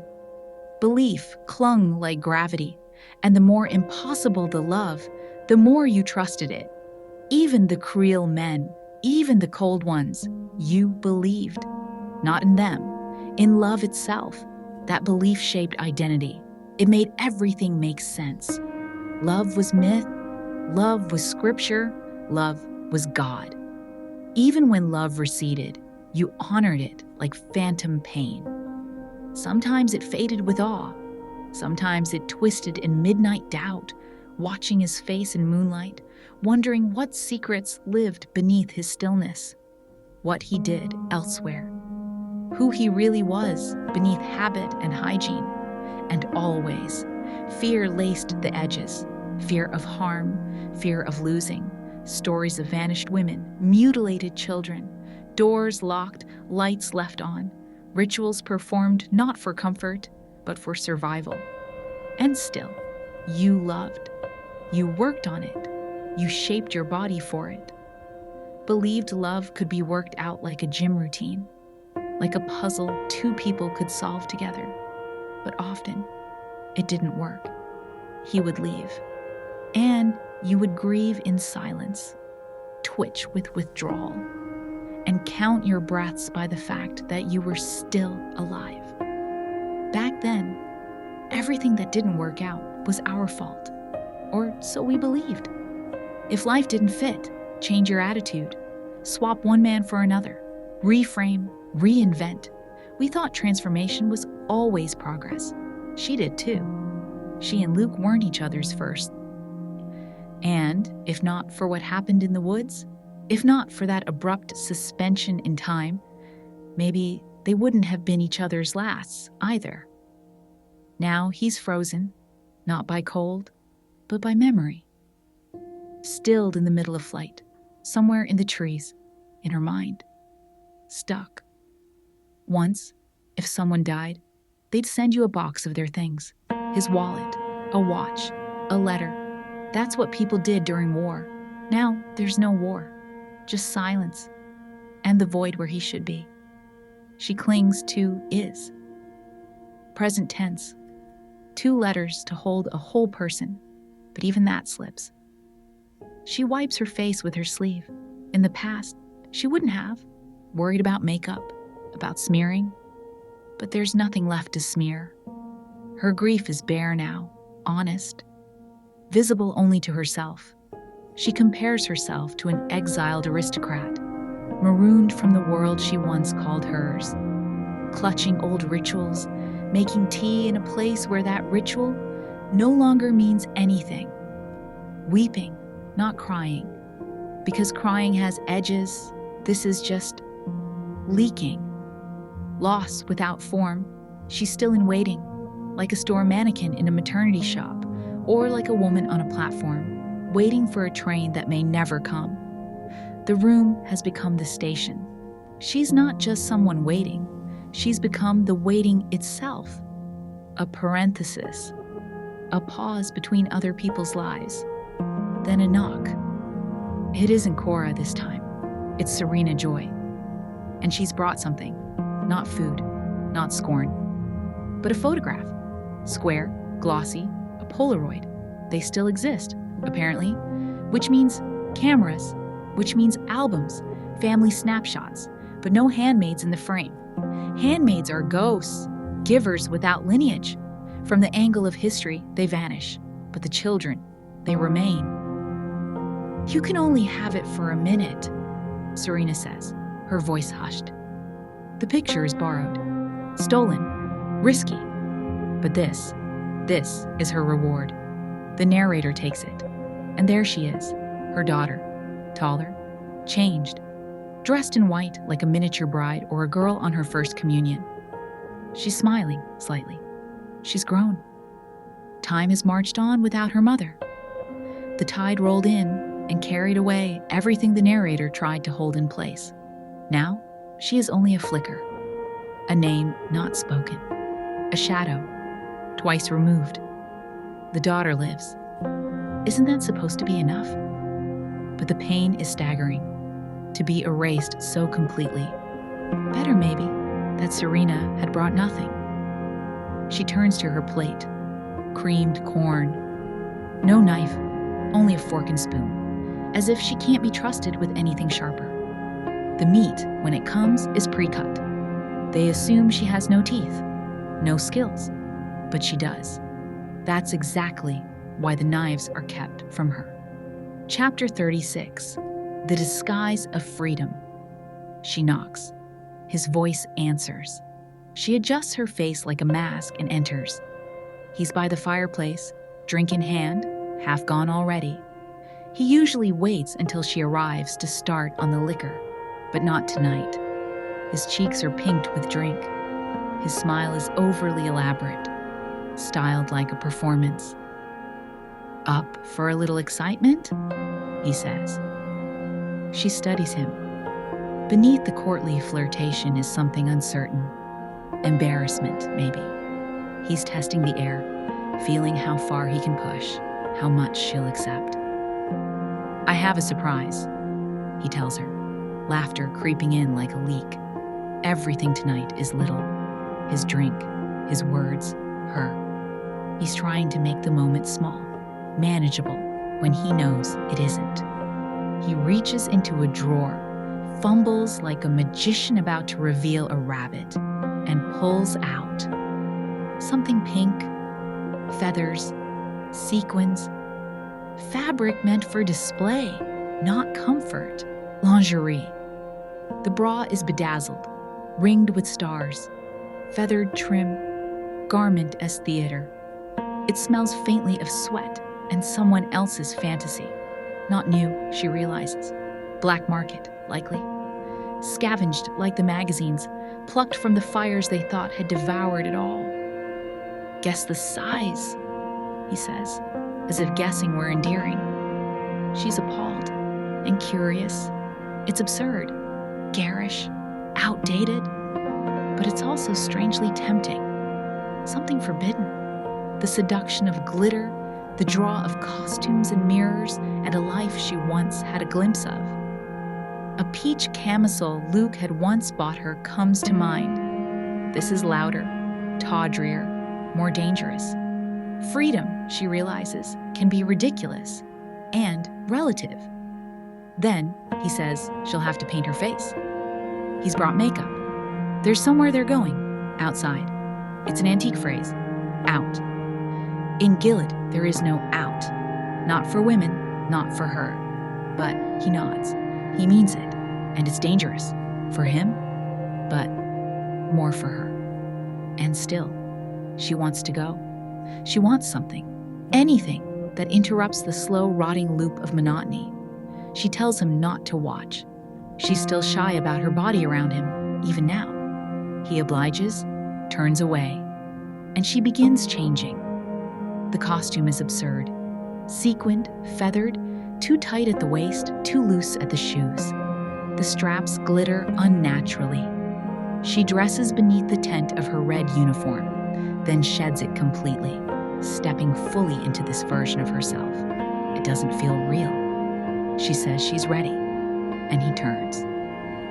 Charming, he says, and whether he believes it or not, she can't tell. He offers her makeup next, just a greasy, grape-scented lipstick, old eyeliner, mascara. She hasn't worn makeup in so long, she wonders if she's forgotten how, but muscle memory kicks in. First try is a disaster. She wipes it clean with hand lotion and tries again. He holds up a mirror for her, silver-backed and heavy. Serena joys. The implication cuts deep, but she says nothing. He hands her a sky blue cloak. Serena's again. Hooded, long, the color of obedience in wives. She pulls it over her costume, and he gives her a fake pass. Then they leave. They walk together through the evening streets like teenagers. She clutches his arm and the cloak tightly. Through her hood, she can see Nick up front, straight-backed, silent, disapproving maybe, or pretending not to see her. Both of them, Nick and she, are invisible by design, servants of the system, called upon only when useful. The car glides through checkpoints, everything smooth, just as the commander promised. She's flushed with heat, pressure, adrenaline. Moira would call her a coward for the pounding of her heart. At one checkpoint, the commander tells her to duck down, to lie on the floor of the car. "We have to go through the gateway," he says cryptically. She does what she's told. The cloak is stifling, meant for winter. Mothballs curling around her senses. She's crumpled at his feet, her forehead against his shoes, polished inhuman things, nothing like the man they're meant to serve. They pass without trouble. Then, they arrive. He helps her up. She steps outside. The air is cool on her bare legs. As she closes the car door, she sees Nick watching from inside. Now he sees her. Does he judge her? Is he surprised? Or is this exactly what he expected from someone like her? They're in a grim alleyway. Red brick, trash cans, the scent of spoiled fried food, a steel door. The commander unlocks it. He tags her wrist with a flimsy purple band, like luggage. "Say you're an evening rental," he says. She's not sure if it's a joke. He takes her arm and guides her down the corridor. Concrete, fluorescent lit, sterile and strange. She aches for a mirror, to see herself in this disguise, to check her lipstick, to gauge whether she's passed as something other than herself. But it's too late now. "Idiot," Moira mutters in her mind, and the door closes behind them. Chapter 37. Into the disguise. They walk together down corridors cloaked in hotel-like neutrality. Soft lights, numbered doors, low carpet. She hears laughter spill from behind one of them. A man's, a woman's. It feels distant, out of place, too alive. They emerge into the atrium, skylight above, fountain below, elevators inch along the walls like mollusks in glass, ivy trails from balconies, and she recognizes this place. It used to be a hotel. She'd been here with Luke once, in another life. Now it's a masquerade. Women dressed like ornaments. Feathers, sequins, pastels, lace, neon memories from a time before. Baby doll pajamas, lingerie, swimsuits, a crocheted bikini with shell-like patches. They look absurd, costumed, staged, but also defiant in their variety. She stares. She can stare. There are no white wings to block her gaze. Her head feels lighter, almost detached. The makeup is loud, eyes too wide, lips too wet, mouths blurred between seduction and disguise. Everything feels theatrical. There's a cheerfulness, yes, but she can't tell if it's joy or if it's real. Were they chosen or coerced? The commander beams beside her. "It's like walking into the past," he says proudly. But is it? Even the past had rules. This is pantomime, a version of memory, a movie, not the life itself. She agrees blandly, keeping herself neutral. This place pretends the regime doesn't exist. These women, denied by Gilead's laws, occupy a twilight space of exceptions and hypocrisy. She is one of those exceptions tonight. "Don't gawk," the commander whispers. She doesn't. Another official greets him. The commander tightens his grip on her arm. He's proud of this transgression, proud to show her off. His chest puffs, his jokes sharpen, his youth fakes itself through posture. He's trying to impress the others, and her. They glance at her, appraise her, dismiss her. But they get the message. She's part of the commander's display. His rebellion, his control. He winks twice. It's silly, but it makes sense. She plays along. Later, he seats her on a familiar sofa, florals worn, arm around her. His sleeve rasps against her skin, oddly rough, oddly human. He asks what she thinks of his little club. She studies the men again. There are Japanese delegates, Arab officials. It's not just Americans, it's international. A place for brokering deals, for eavesdropping, for leverage. But what about the women? Some, he says, are professional, working girls from before. They couldn't be assimilated. And some were lawyers, executives, sociologists. They prefer it here, he insists. You might too. She doesn't indulge the fantasy, but she doesn't break it either. He tells her they'd be strict if she joined. Weight limits. Solitary for 10 extra pounds. She doesn't ask if he's joking. Then he offers her a drink. Alcohol is taboo for handmaids. But here, in this cloaked world of forbidden pleasures and off-the-books roles, the rules are made to be bent. Or ignored. Once won't hurt, he says. They have their own advantages here, and she's already knee-deep in them. The commander offers Offred a moment of indulgence, a gin and tonic, imported no less. Something so trivial from her past suddenly feels exotic. She accepts it, secretly thrilled by the rebellion it represents.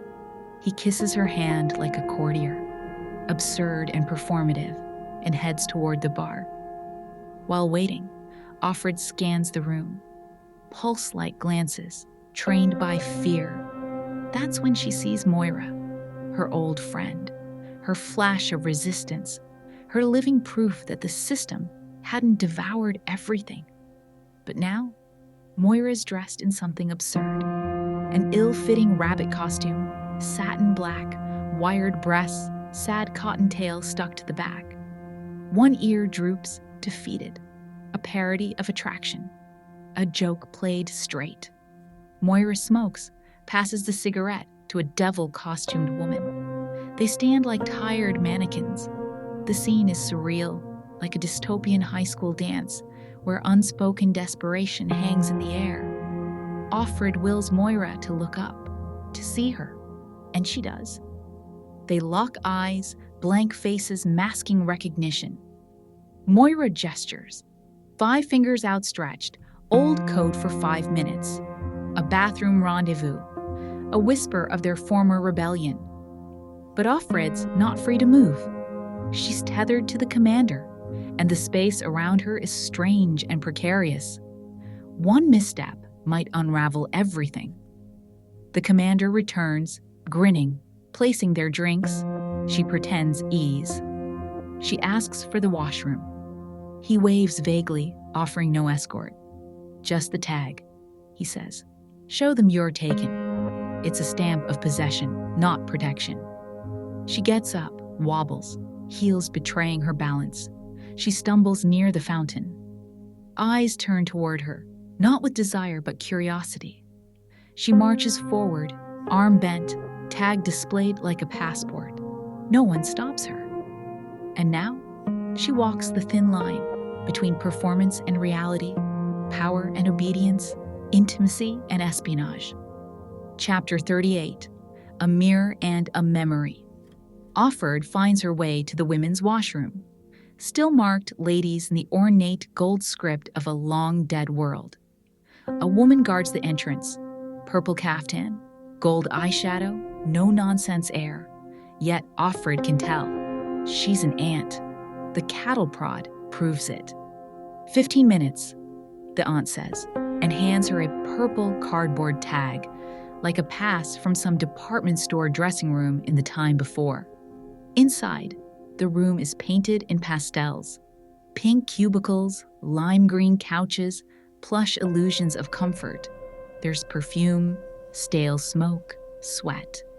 The women lounge barefoot, makeup cracked, costumes unraveling. They peer at Offred, quiet but watchful. Moira emerges from a stall, strutting in a collapsing rabbit costume. Government issue, not chosen. The wires beneath it jab at Offred's ribs during their hug. They exchange cheek kisses, as if this wasn't the underbelly of a regime. Moira scoffs at Offred's getup. You look like the of Babylon. Her usual irreverence flares like old times. They sit, shoes off, finally human again in glimpses. Offred asks if it's bugged. Moira shrugs. Probably. She lights a cigarette. Offred borrows one. Moira is still the artful borrower, even in this hollowed-out haven. And then, finally, the whisper. Moira's story, told in outline, her escape from the center. She'd tied up Aunt Elizabeth and just walked out. No grand plan, just boldness and brown camo. She made up stories under torture, fed lies through electrodes. And somehow, she bluffed her way through checkpoints, projecting the mask of authority with the perfect mixture of disgust and arrogance. You know the way the ants look when they say the word man? She says. It worked, until it wouldn't anymore. Even her escape, glorious at first, was doomed to circle back. She knew there'd be a list, and nowhere was safe. Not the houses, not the streets. Now here she is, in this lounge of illusions, in a costume built for humiliation. Offred is stunned. He smuggled me in, she whispers. Moira nods knowingly. Just another power trip? Offred clings to a belief that the commander's motives are deeper, less crude. But Moira's blunt truth slices cleaner. They talk, hurried, the clock ticks. This isn't sanctuary, it's survival. And Moira's story, Offred recounts it as best she can, like a keepsake, like a way to keep Moira alive, not just in memory, but in meaning. Moira recounts the chase, the chance, the gamble.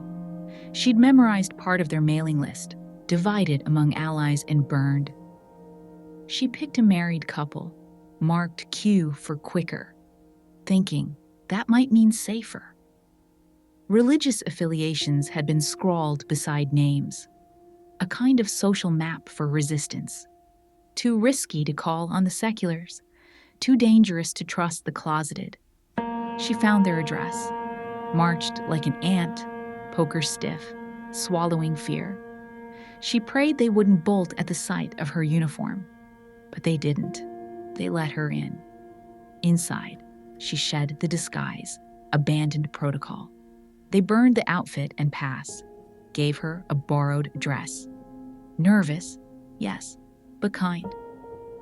Upstairs, she played blocks with their kids. Downstairs, they decided her fate. She was passed along to the next safe house, Quakers again. Part of the underground female road, one contact at a time, one thread linking another. Silence was their armor. They didn't tell her more than she needed to know. Eventually, she was smuggled over the bridge in a mail sack. She laughs bitterly. The post office had been infiltrated, but they got the driver. Wall-bound now. Casual mention. They hear things in Jezebel's. Commanders swap stories freely. She made it all the way to Maine. Chickens in a truck, stench and feathers and motion sickness. A boat was waiting. She didn't know until that night. But something went wrong. Someone flinched. Someone watched. Maybe it was the boat. Maybe too many late-night outings raised suspicion. Eyes were everywhere, near the border. They were caught walking out the back door. Her, the man, his wife. Split up in separate vans. And then, silence. I thought it might be the end for me, she tells Offred. Not just back to the center, but back to Aunt Lydia and her vicious contraptions. That wasn't punishment. It was pleasure. For the ants. Love the sinner, hate the sin, Lydia said. But she enjoyed it. And somehow, Moira is here now. Ragged and worn, but alive. What Offred feels is a mix. Relief, sorrow, maybe envy. Moira almost made it, and she had help. Strangers risked everything, not for her personally, but for what she represented. Offred listens, memorizing the fragments, trying to preserve Moira's story like a relic, like something sacred. Moira's story takes a darker turn. After her almost escape, she was picked up. 2 silent guards watching her like a caged animal. Suicide? She considered it. But under their watchful eyes, there was no way. She didn't end up at the Red Center. Somewhere else. Something worse. She won't talk about it. All she'll say is, they didn't leave marks. Then came the movie, a recruitment pitch disguised as horror. Life in the colonies, the regime's trash heap.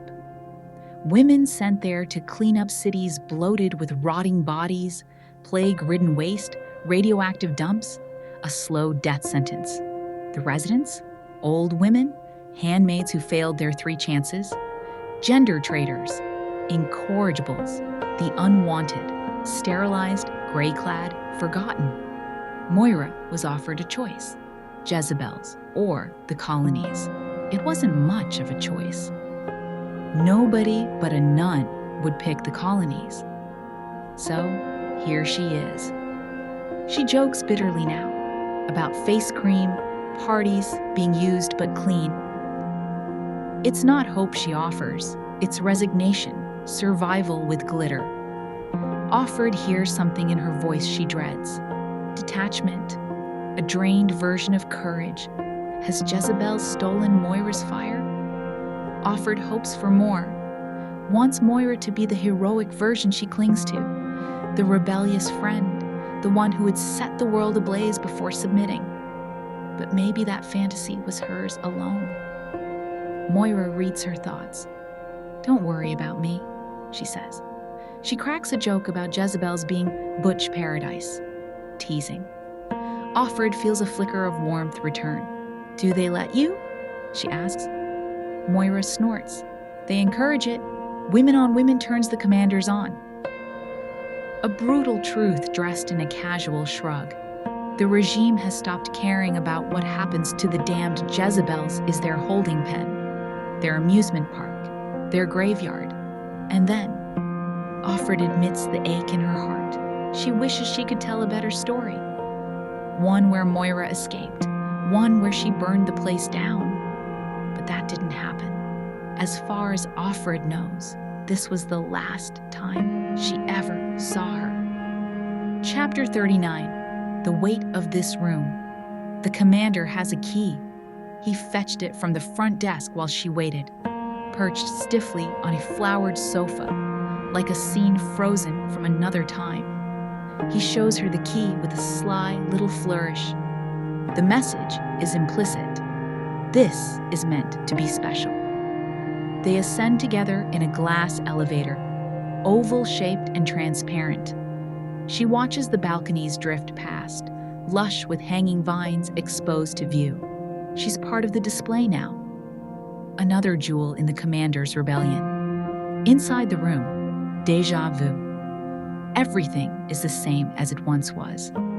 Blue bedspread printed with orange poppies, matching curtains, stony little bedside tables. Stylized prints of apples and flowers hang on the walls, the kind of decor that pretends to mean comfort. But it's a museum of what used to be, not what is. She excuses herself to the bathroom. Her head rings from the cigarette smoke, the gin haze. A warm washcloth pressed to her face offers a moment of quiet. She finds little soaps, the kind with Spanish gypsies on the wrappers. Their presence feels unreal, like relics in a ghost world. She sits on the edge of the tub, staring at blank towels. They once meant something tender, now just surface. Her mind drifts to Moira's words. I saw your mother. It hits her in the chest. She had stopped thinking of her mother as alive. But Moira saw her, in a film wrapped in gray, among the colony women. Not dead, but not living either. She remembers her mother as a woman of movement and opinion, borrowing things, breezing in and out, always full of her own certainty. Now, reduced to sweeping toxic dirt, surely her pizzazz will save her, she hopes. But knows it won't. She has already mourned her mother, but she will mourn her again and again. Back in the present, She studies her own reflection. She's a mess. Makeup blurred, feathers wilted, sequins missing. A parody of seduction in a costume stitched from borrowed power. She should go back. Midnight is the threshold. Tomorrow is ceremony day. Serena expects her. She hears the commander outside the bathroom door, clearing his throat. She turns on the tap, signaling readiness. She washes her hands to fight off the inertia. When she steps out, he's on the bed, shoes off, waiting. She lies beside him. Dread settles over her. She'd rather play Scrabble. She'd rather Serena be here. But silence does not protect her. The commander whispers, "Tomorrow, isn't it?" "I thought we could jump the gun." She asks coldly, "Why did you bring me here?" He strokes her slowly. From hip to ankle, his fingers circle the tattoo that marks her. "Ownership," he says. "I thought you might enjoy it. Then, it was sort of an experiment." She's unmoved. He begins to undress, unbuttons, revealing the soft belly beneath his power. He slides a hand among the feathers. She lies still, like a dead bird, and thinks, he is not a monster, but that isn't the same as kindness. She can't afford to feel proud or disgusted. Those emotions, once fierce and intact, are luxuries now, belonging to another life. Under this regime and in this moment, everything human must be bartered, streamlined, discarded, even dignity. The commander suggests turning off the lights. His voice carries the heaviness of disappointment, like a man hoping for affection but settling for shadows. Before the room goes dark, she glimpses him. His uniform stripped away, and with it, the illusion. He looks small, vulnerable, dried out, like parchment curled at the edges. But the real trouble lies inside her. She can't be with him any differently than she always is, even here, even now. Her usual nerdiness, her practiced passivity, is all that remains, and it's not enough. Surely there's something more than this, a spark of connection, a shred of meaning. But no, it's all futility, swaddled in bathos. So she coaches herself silently, brutally. Fake it. You must remember how. It's muscle memory, right? Get it over with before midnight turns you to ash. Move your flesh. Breathe out loud.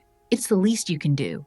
She's not trying to seduce. She's trying to survive the moment without vanishing. There's no passion, only performance. The hollow echo of what once felt like choice.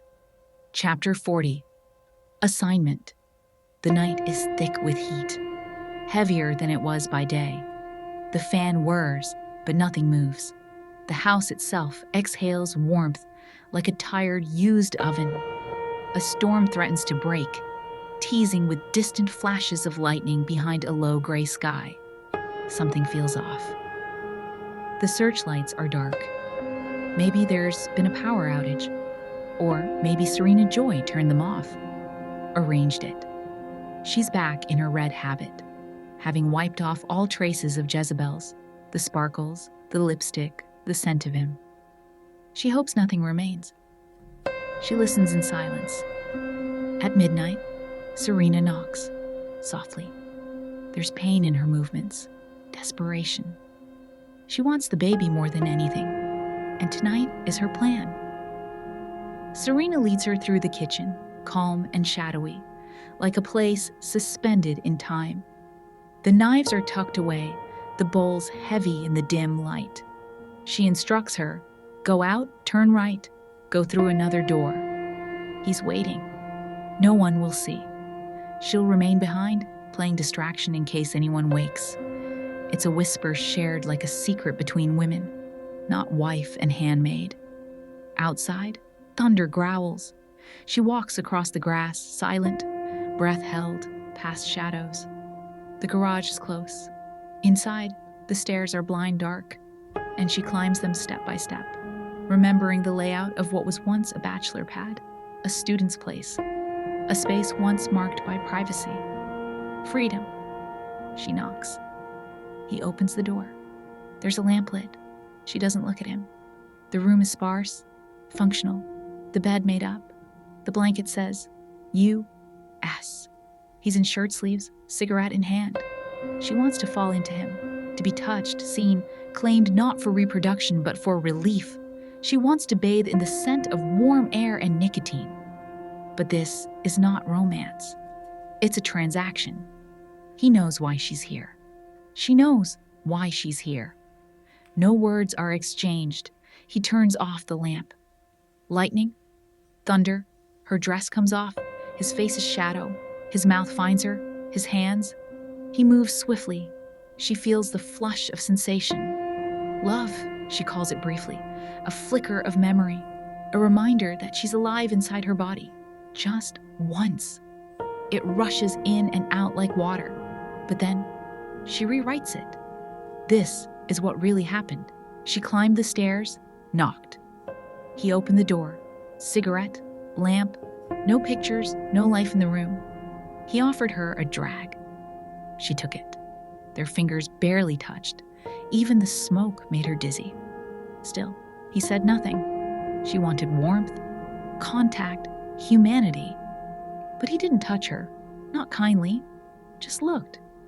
She worried what he thought, how he judged her. Maybe he imagined her at Jezebel's with the commander and others. Maybe she's just another body for his assignment. She hates that she cares. But practicalities win. This is survival. She tells him she doesn't have much time. The words feel clumsy, awkward, as if they're trying to mask everything underneath. He responds with something clinical, mechanical.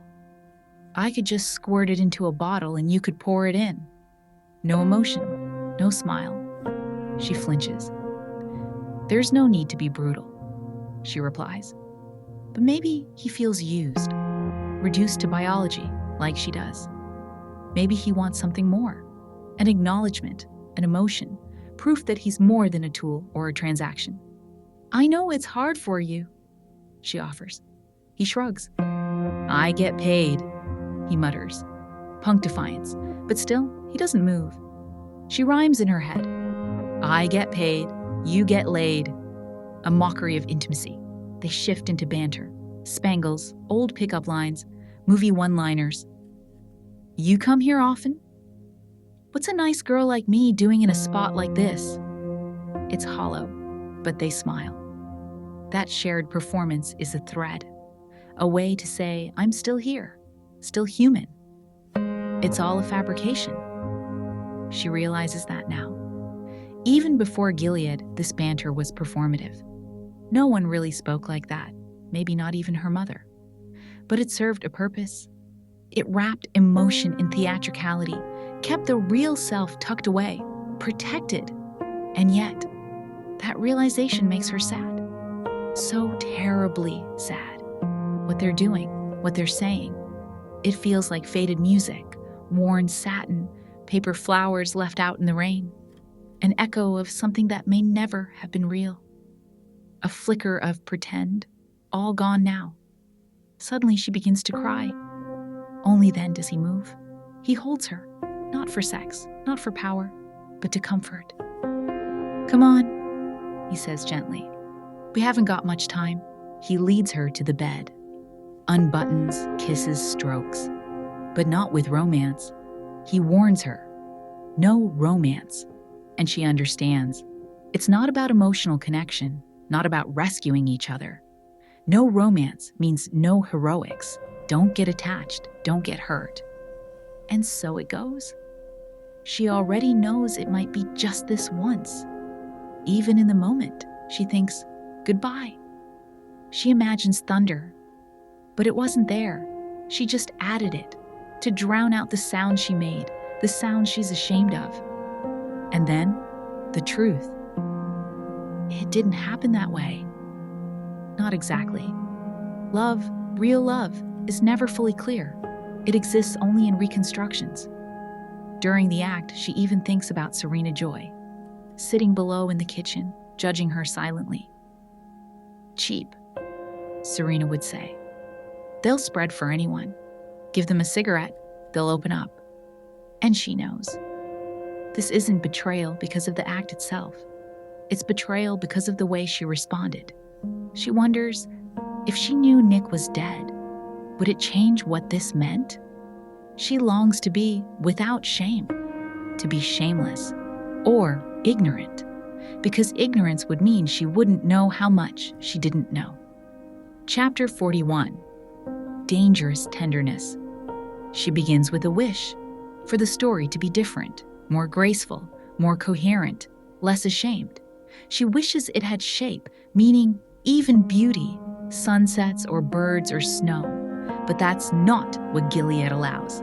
Instead, the story lurches through fragments, whispered rumors, creeping silences, and red events that flare up like quiet bombs.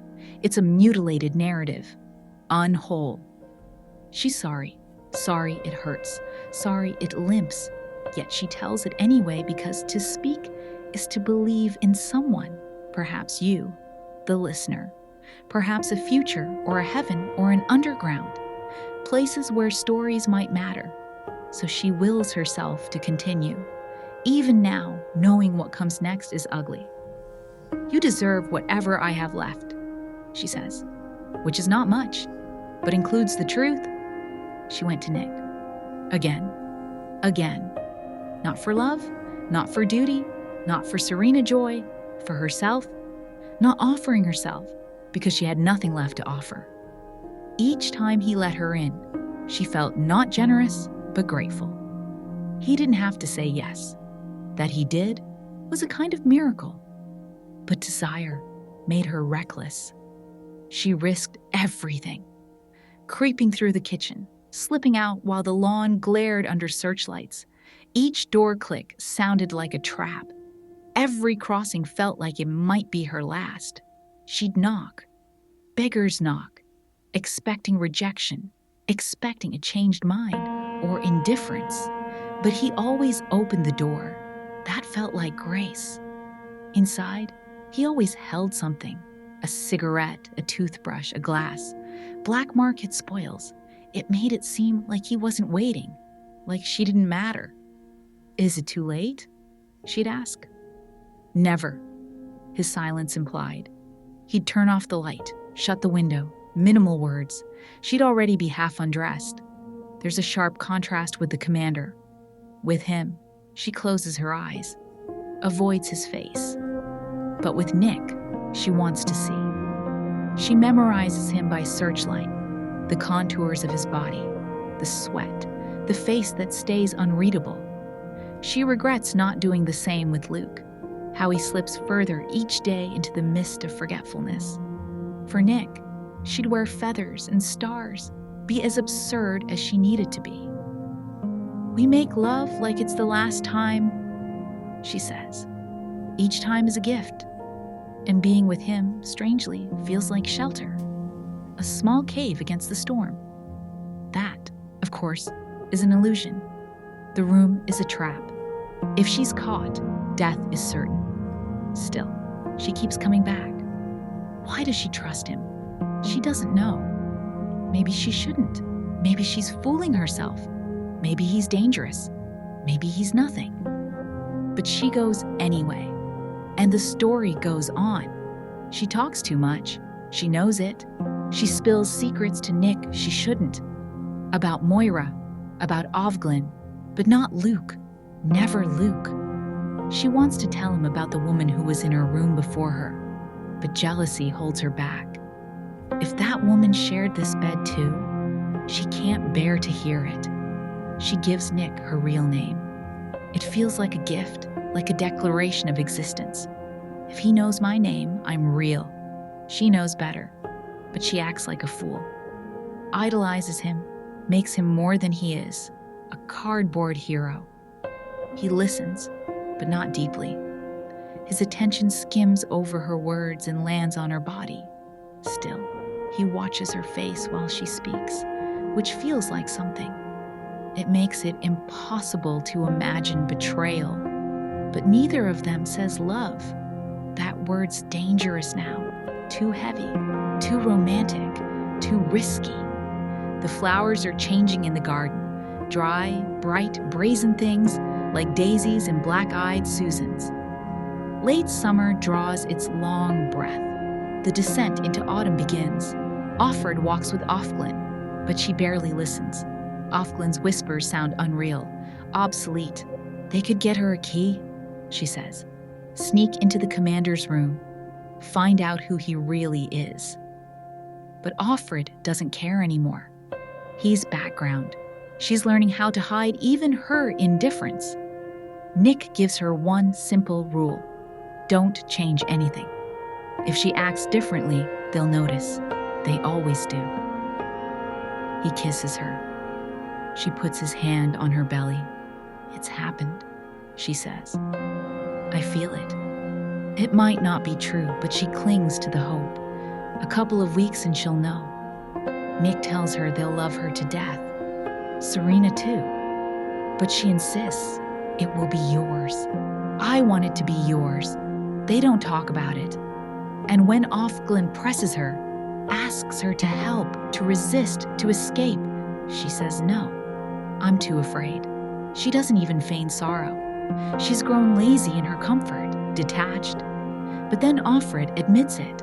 She no longer wants to leave. Her desire for freedom has dulled.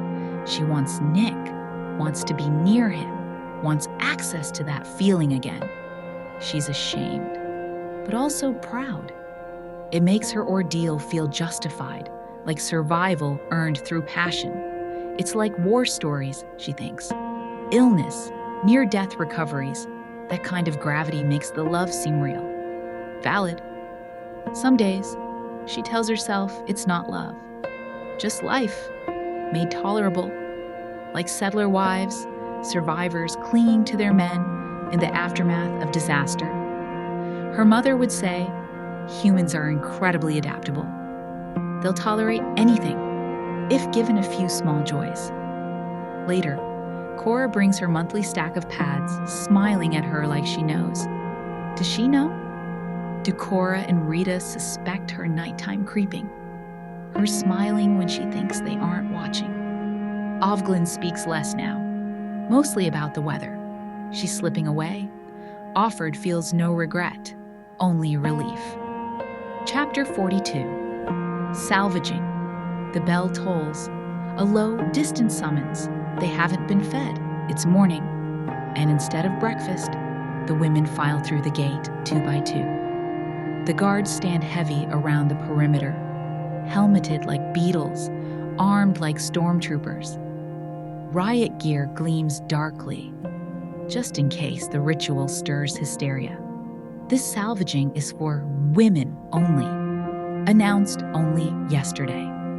Not enough time to prepare, though what would that even look like? They walk the old campus paths, past lecture halls and dorms now cloaked in silence. Gilead's eyes inhabit these buildings now. From the outside, the university still resembles learning. On the inside, it teaches something much more sinister. They gather in front of the library. There's a stage, a false echo of graduation ceremonies from the time before, where mothers wore pastel hats and students wore robes. Now, the stage holds 3 wooden posts and ropes. The women are organized as usual. Wives and daughters in chairs toward the back, Econowives and Marthas around the sides, handmaids kneeling in front. Their cushions are red velvet, blank, no faith stitched across this time. Offred kneels. She tries to drift, thinking of Nick, of shadows and light, of touch. There is a rope that winds through them like a snake. Its scent is sticky with tar. The stage waits above, like something that might explode. 3 people will be salvaged. 2 handmaids, 1 wife. Offred is drawn to the wife. It's rare for them to be punished publicly. What did she do? The condemned sit like students awaiting honors. They sway, likely drugged, disarmed by sedation. Aunt Lydia appears on stage. Offred hadn't seen her in years, had half convinced herself she'd imagined her into being. But she's real. Older, furrowed, familiar. She fidgets, clears her throat, begins the performance. The sound system shrieks. There's nervous laughter, not disrespect, just tension. The ritual demands solemnity, but the body resists. Aunt Lydia calls them ladies this time, not girls, probably because of the wives. She launches into her speech, platitudes, slogans, empty formality. The torch of the future, the cradle of the race, all polished nonsense. It's hard not to imagine polite applause, cookies on the lawn. Then comes the shift. She reads from a crumpled paper, takes her time, flexes her power. There will be no announcement of crimes. That tradition, she claims, inspired imitation. So now, silence. No context. No reasons. The crowd murmurs. Crimes had become their secret language, a way to map the boundaries of punishment. Without them, they are left to speculate, guess, fear. The first woman is dragged forward. Probably not a killing, just a hand removed for the third offense. Maybe adultery, maybe escape. But for the wife, it's likely murder. That's their one forbidden sin, especially against a handmaid. The condemned woman walks poorly, drugged. Her smile is crooked, her wink too slow. The salvagers bind her hands. Behind Offred, someone retches. Janine, probably. That's why they weren't given breakfast. The ritual unfolds. A white bag over the head. The noose placed like a religious vestment. The stool kicked away. A sigh from the crowd. Air escaping from a shared grief. Aunt Lydia covers the mic. The women touch the rope. Together. Sticky tar on their palms, then a hand to their hearts. A public gesture of complicity. Offred has seen this before. The flailing legs, the bodies pulled down. She can't watch anymore. She turns her gaze to the grass. She describes the rope. Chapter 43, The Blood Ceremony. The three bodies hang lifeless, even with white sacks over their heads. They look strangely arranged, like birds with clipped wings or dancers suspended mid-motion. A twisted ballet. The red shoes beneath the dresses dangle, accentuating the image. The blue one, predictably, is placed in the middle. Aunt Lydia knows how to stage a show. She calls it, "Today's salvaging is concluded." But she's not done. With theatrical timing, she instructs the handmaids to form a circle on the lawn. The others, wives, daughters, watch, removed and curious. Handmaids begin jostling for position. No one wants to be too enthusiastic, but hanging back marks you as disloyal. The tension hums in the air like a loaded spring. Offred gets tugged into the second row by Offglin. She doesn't want to be here, but she doesn't pull away either. Then Aunt Lydia blows the whistle. A man is dragged on stage, rumpled, broken, bruised, a disgraced guardian. His face is a ruined tuber. He smells sweat and sickness. Lydia announces his crime: rape. One woman was pregnant, she says, voice trembling with moral fury. The baby died. The crowd reacts, visibly, viscerally. Offred feels her fists clench, bloodlust pulses like static in the circle. This man has crossed into unthinkable territory. Lydia blows the whistle again. A second time. That means, go. The guardians release him. He collapses. Mumbles, "I didn't," but it's lost in the rush. The crowd surges, a tsunami of red fabric and fury. But Offglin reaches him first. Swift, deliberate, brutal. 3 kicks to the head. She knocks him out. Offred watches, dazed. The bodies pile forward. A scream pierces the chaos. The aunts look on, observing, as if from opera boxes. And then Offglin returns to her side, calm, detached. Offred confronts her. "Why did you do that?" Offglen's reply. He wasn't a rapist. He was one of ours. A political. I put him out of his misery. Shock. Horror. The blood-soaked ritual was state-orchestrated vengeance in disguise, a mock trial. The man used as bait, the handmaids weaponized. Lydia's whistle pierces again. The crowd slowly disbands, bruised, dazed, obedient. Then, Janine appears, unhinged, delirious, smiling with blood on her face, holding a fistful of blonde hair like a child's trophy. "You have a nice day," she chirps and keeps walking. Offred watches her go, doesn't feel sorrow, feels anger. That's the point, she thinks. She's not proud of this. Her hands smell of tar and death. And yet, she's hungry.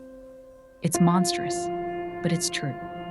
Hunger follows violence, the body's way of saying, survive, persist, I am. She wants escape, or sex, or meat. She thinks, I could eat a horse. Chapter 44, New Shoes, Old Shadows. After the brutality of the morning salvaging, things return to normal, or at least the version of normal that Gilead allows. Offred eats a schoolchild's lunch with unusual intensity, savoring every bland bite. It's a small ritual, and routine, she reflects, can be its own comfort. She goes shopping as usual. Nick is outside, washing the car, his hat cocked sideways. They don't look at each other. Too risky now. Even casual glances could be dangerous. She waits at the corner for Offglen, but it isn't her. The shape of the woman approaching is familiar in red and white, but there's something off. When she finally reaches Offred, the difference becomes clear. This is a new Offglen. Same name, same outfit, but thinner, paler, beige instead of pink, bland instead of vibrant. They exchange the ceremonial greetings. Blessed be the fruit, and may the Lord open. Offred plays along, masking her concern. What happened to the original Offglen? Was she transferred? Is she alive? But the new one speaks with no emotion, no hint. She says only, I am Offglen. Word perfect. In Gilead, identities are interchangeable. Personal history erased. They do their errands together. Offred tries subtle probes. We should go to the wall, she says, hoping to elicit a response. The new Offglen simply says, as you like. At the wall, the same three bodies still hang, stiff, faded, lifeless. The red and blue dresses dulled like fish left in the sun. A reminder, a threat, a symbol. The new Offglen remarks, let that be a reminder to us. But what does she mean? Offred parses the tone, uncertain. Was it defiance or endorsement? She gambles and says yes. The new Offglen doesn't reply. They walk back silently, step in step. Offred is alert again. She must test this new woman slowly, subtly. Watch her. Listen. At the final stretch, fear claws through her. She risks one more question. I didn't know Offglen very well. I mean, the former one. Oh, the new one says, cautious. Offred tries a lie, says she knew her since May, mentions the old resistance term, Mayday. The new Offglen freezes, then replies coldly, that isn't a term I remember. You ought to make an effort to clear your mind of such echoes. A warning. She is not one of them. Offred's chest floods with panic. If the original Offglen was caught, she may talk. And Offred will be implicated for knowing, for not reporting, for caring. The stakes aren't theoretical anymore. They might have her daughter, or Luke, or her mother, or Moira. Don't make me choose, she begs internally. I would not be able to stand it. She admits it. She would confess. Name names. Break. They reach the corner. Under his eye, the new Offglen says. Under his eye, Offred echoes. But then, The new woman leans close, nearly touching. In a brittle whisper, she tells the truth. She hanged herself after the salvaging. She saw the van coming for her, and then she walks away. Chapter 45, Lipstick and Retribution. Offred hears the news. Offglin is dead, and with that revelation comes an overwhelming rush of relief. She escaped punishment. The van came for Offglin, but the woman acted first. She hanged herself. Offred feels thankful and ashamed. She died so I could live. She promises to mourn later, unless, of course, the new Offglin lied. There's always that shadow of doubt. She breathes deeply, steadies herself. The world returns to shape. Nick is still there, washing the car like nothing's changed. Whistling. Far away in mood and meaning, Offred negotiates with herself and with God. She offers her surrender. If survival is the deal, she'll accept anything. I'll obliterate myself. I'll renounce desire. I'll stop complaining. I'll become empty, docile, disposable. Every fragment of indoctrination from the Red Center returns, no longer as rebellion, but as protection. She won't be a doll strung on the wall, not a wingless angel. She wants to live, even as someone else's object. She walks calmly toward the house, composed in form, but not in spirit. Then Serena Joy appears, towering above on the front steps. Her eyes burn cold. "I trusted you," she says. "I tried to help you." Offred feels guilt rise like bile, but she doesn't know what crime she's being accused of. To speak too soon would be to admit everything. Serena throws down evidence, her winter cloak now smeared with lipstick, and something else, purple sequins glittering like snakeskin in the sun. "How could you be so vulgar?" She spits. Then the sharpest cut. "You could have left me something behind my back." Offred is stunned. Does Serena love the commander? Is this jealousy? Serena raises her cane. Offred braces, but the blow doesn't come. Instead, "Get up to your room. Just like the other one, you'll end up the same." So Offred gathers the fallen symbols of her shame and treachery. Behind her, Nick has gone quiet. He saw it. He knows. But he can't help. She walks to the kitchen, sets down her basket, climbs the stairs, calmly, deliberately. A woman, trying not to drown. Chapter 46, The Vanishing Point. Offred sits in her room clutching her crumpled handful of sequins, remnants of Jezebel's, remnants of shame. She waits but doesn't know what for. It's a pause suspended in time, stripped of urgency, not anticipation, just vacancy. She thinks of what disgrace means. She is in disgrace, the opposite of grace. She feels serene, indifferent, flattened. She tries repeating her old mantra, "Don't let the bastards grind you down." But it's hollow now. No longer armor, just embroidered air. Outside, the day fades. Darkness creeps in. She thinks of what she could do. Violent, dramatic, defiant things. Set the house on fire. Strangle herself? Attack Serena Joy. Flee out the door. Return to Nick. Each option is paraded in her mind, but none sticks. Fatigue drapes over her like fog. Faith is embroidered, nothing more. Then she senses another presence, her double. The woman who came before. The angel of feathers and sequins, her ghost, her mirror. "Get it over," the voice urges. "Your life has value to no one." Just then, a black van pulls into the driveway, silent and sinister. Two men emerge. They ring the bell. Too late for resistance, too late for plotting. She thinks of all the weapons she overlooked, the chances not taken. Nick appears in her doorway, quiet, steady. "It's Mayday," he whispers. "Go with them." He calls her by her real name. She isn't sure what that means anymore. She wants to trust him, but trust doesn't come with guarantees. She decides to leap. 2 men flank her, escorting her down the stairs. The ordinariness of it all is surreal. Lights on, carpeting soft. Serena Joy and the commander watching, powerless and stunned. He looks faded, diminished, after all he did for you, Serena Joy says.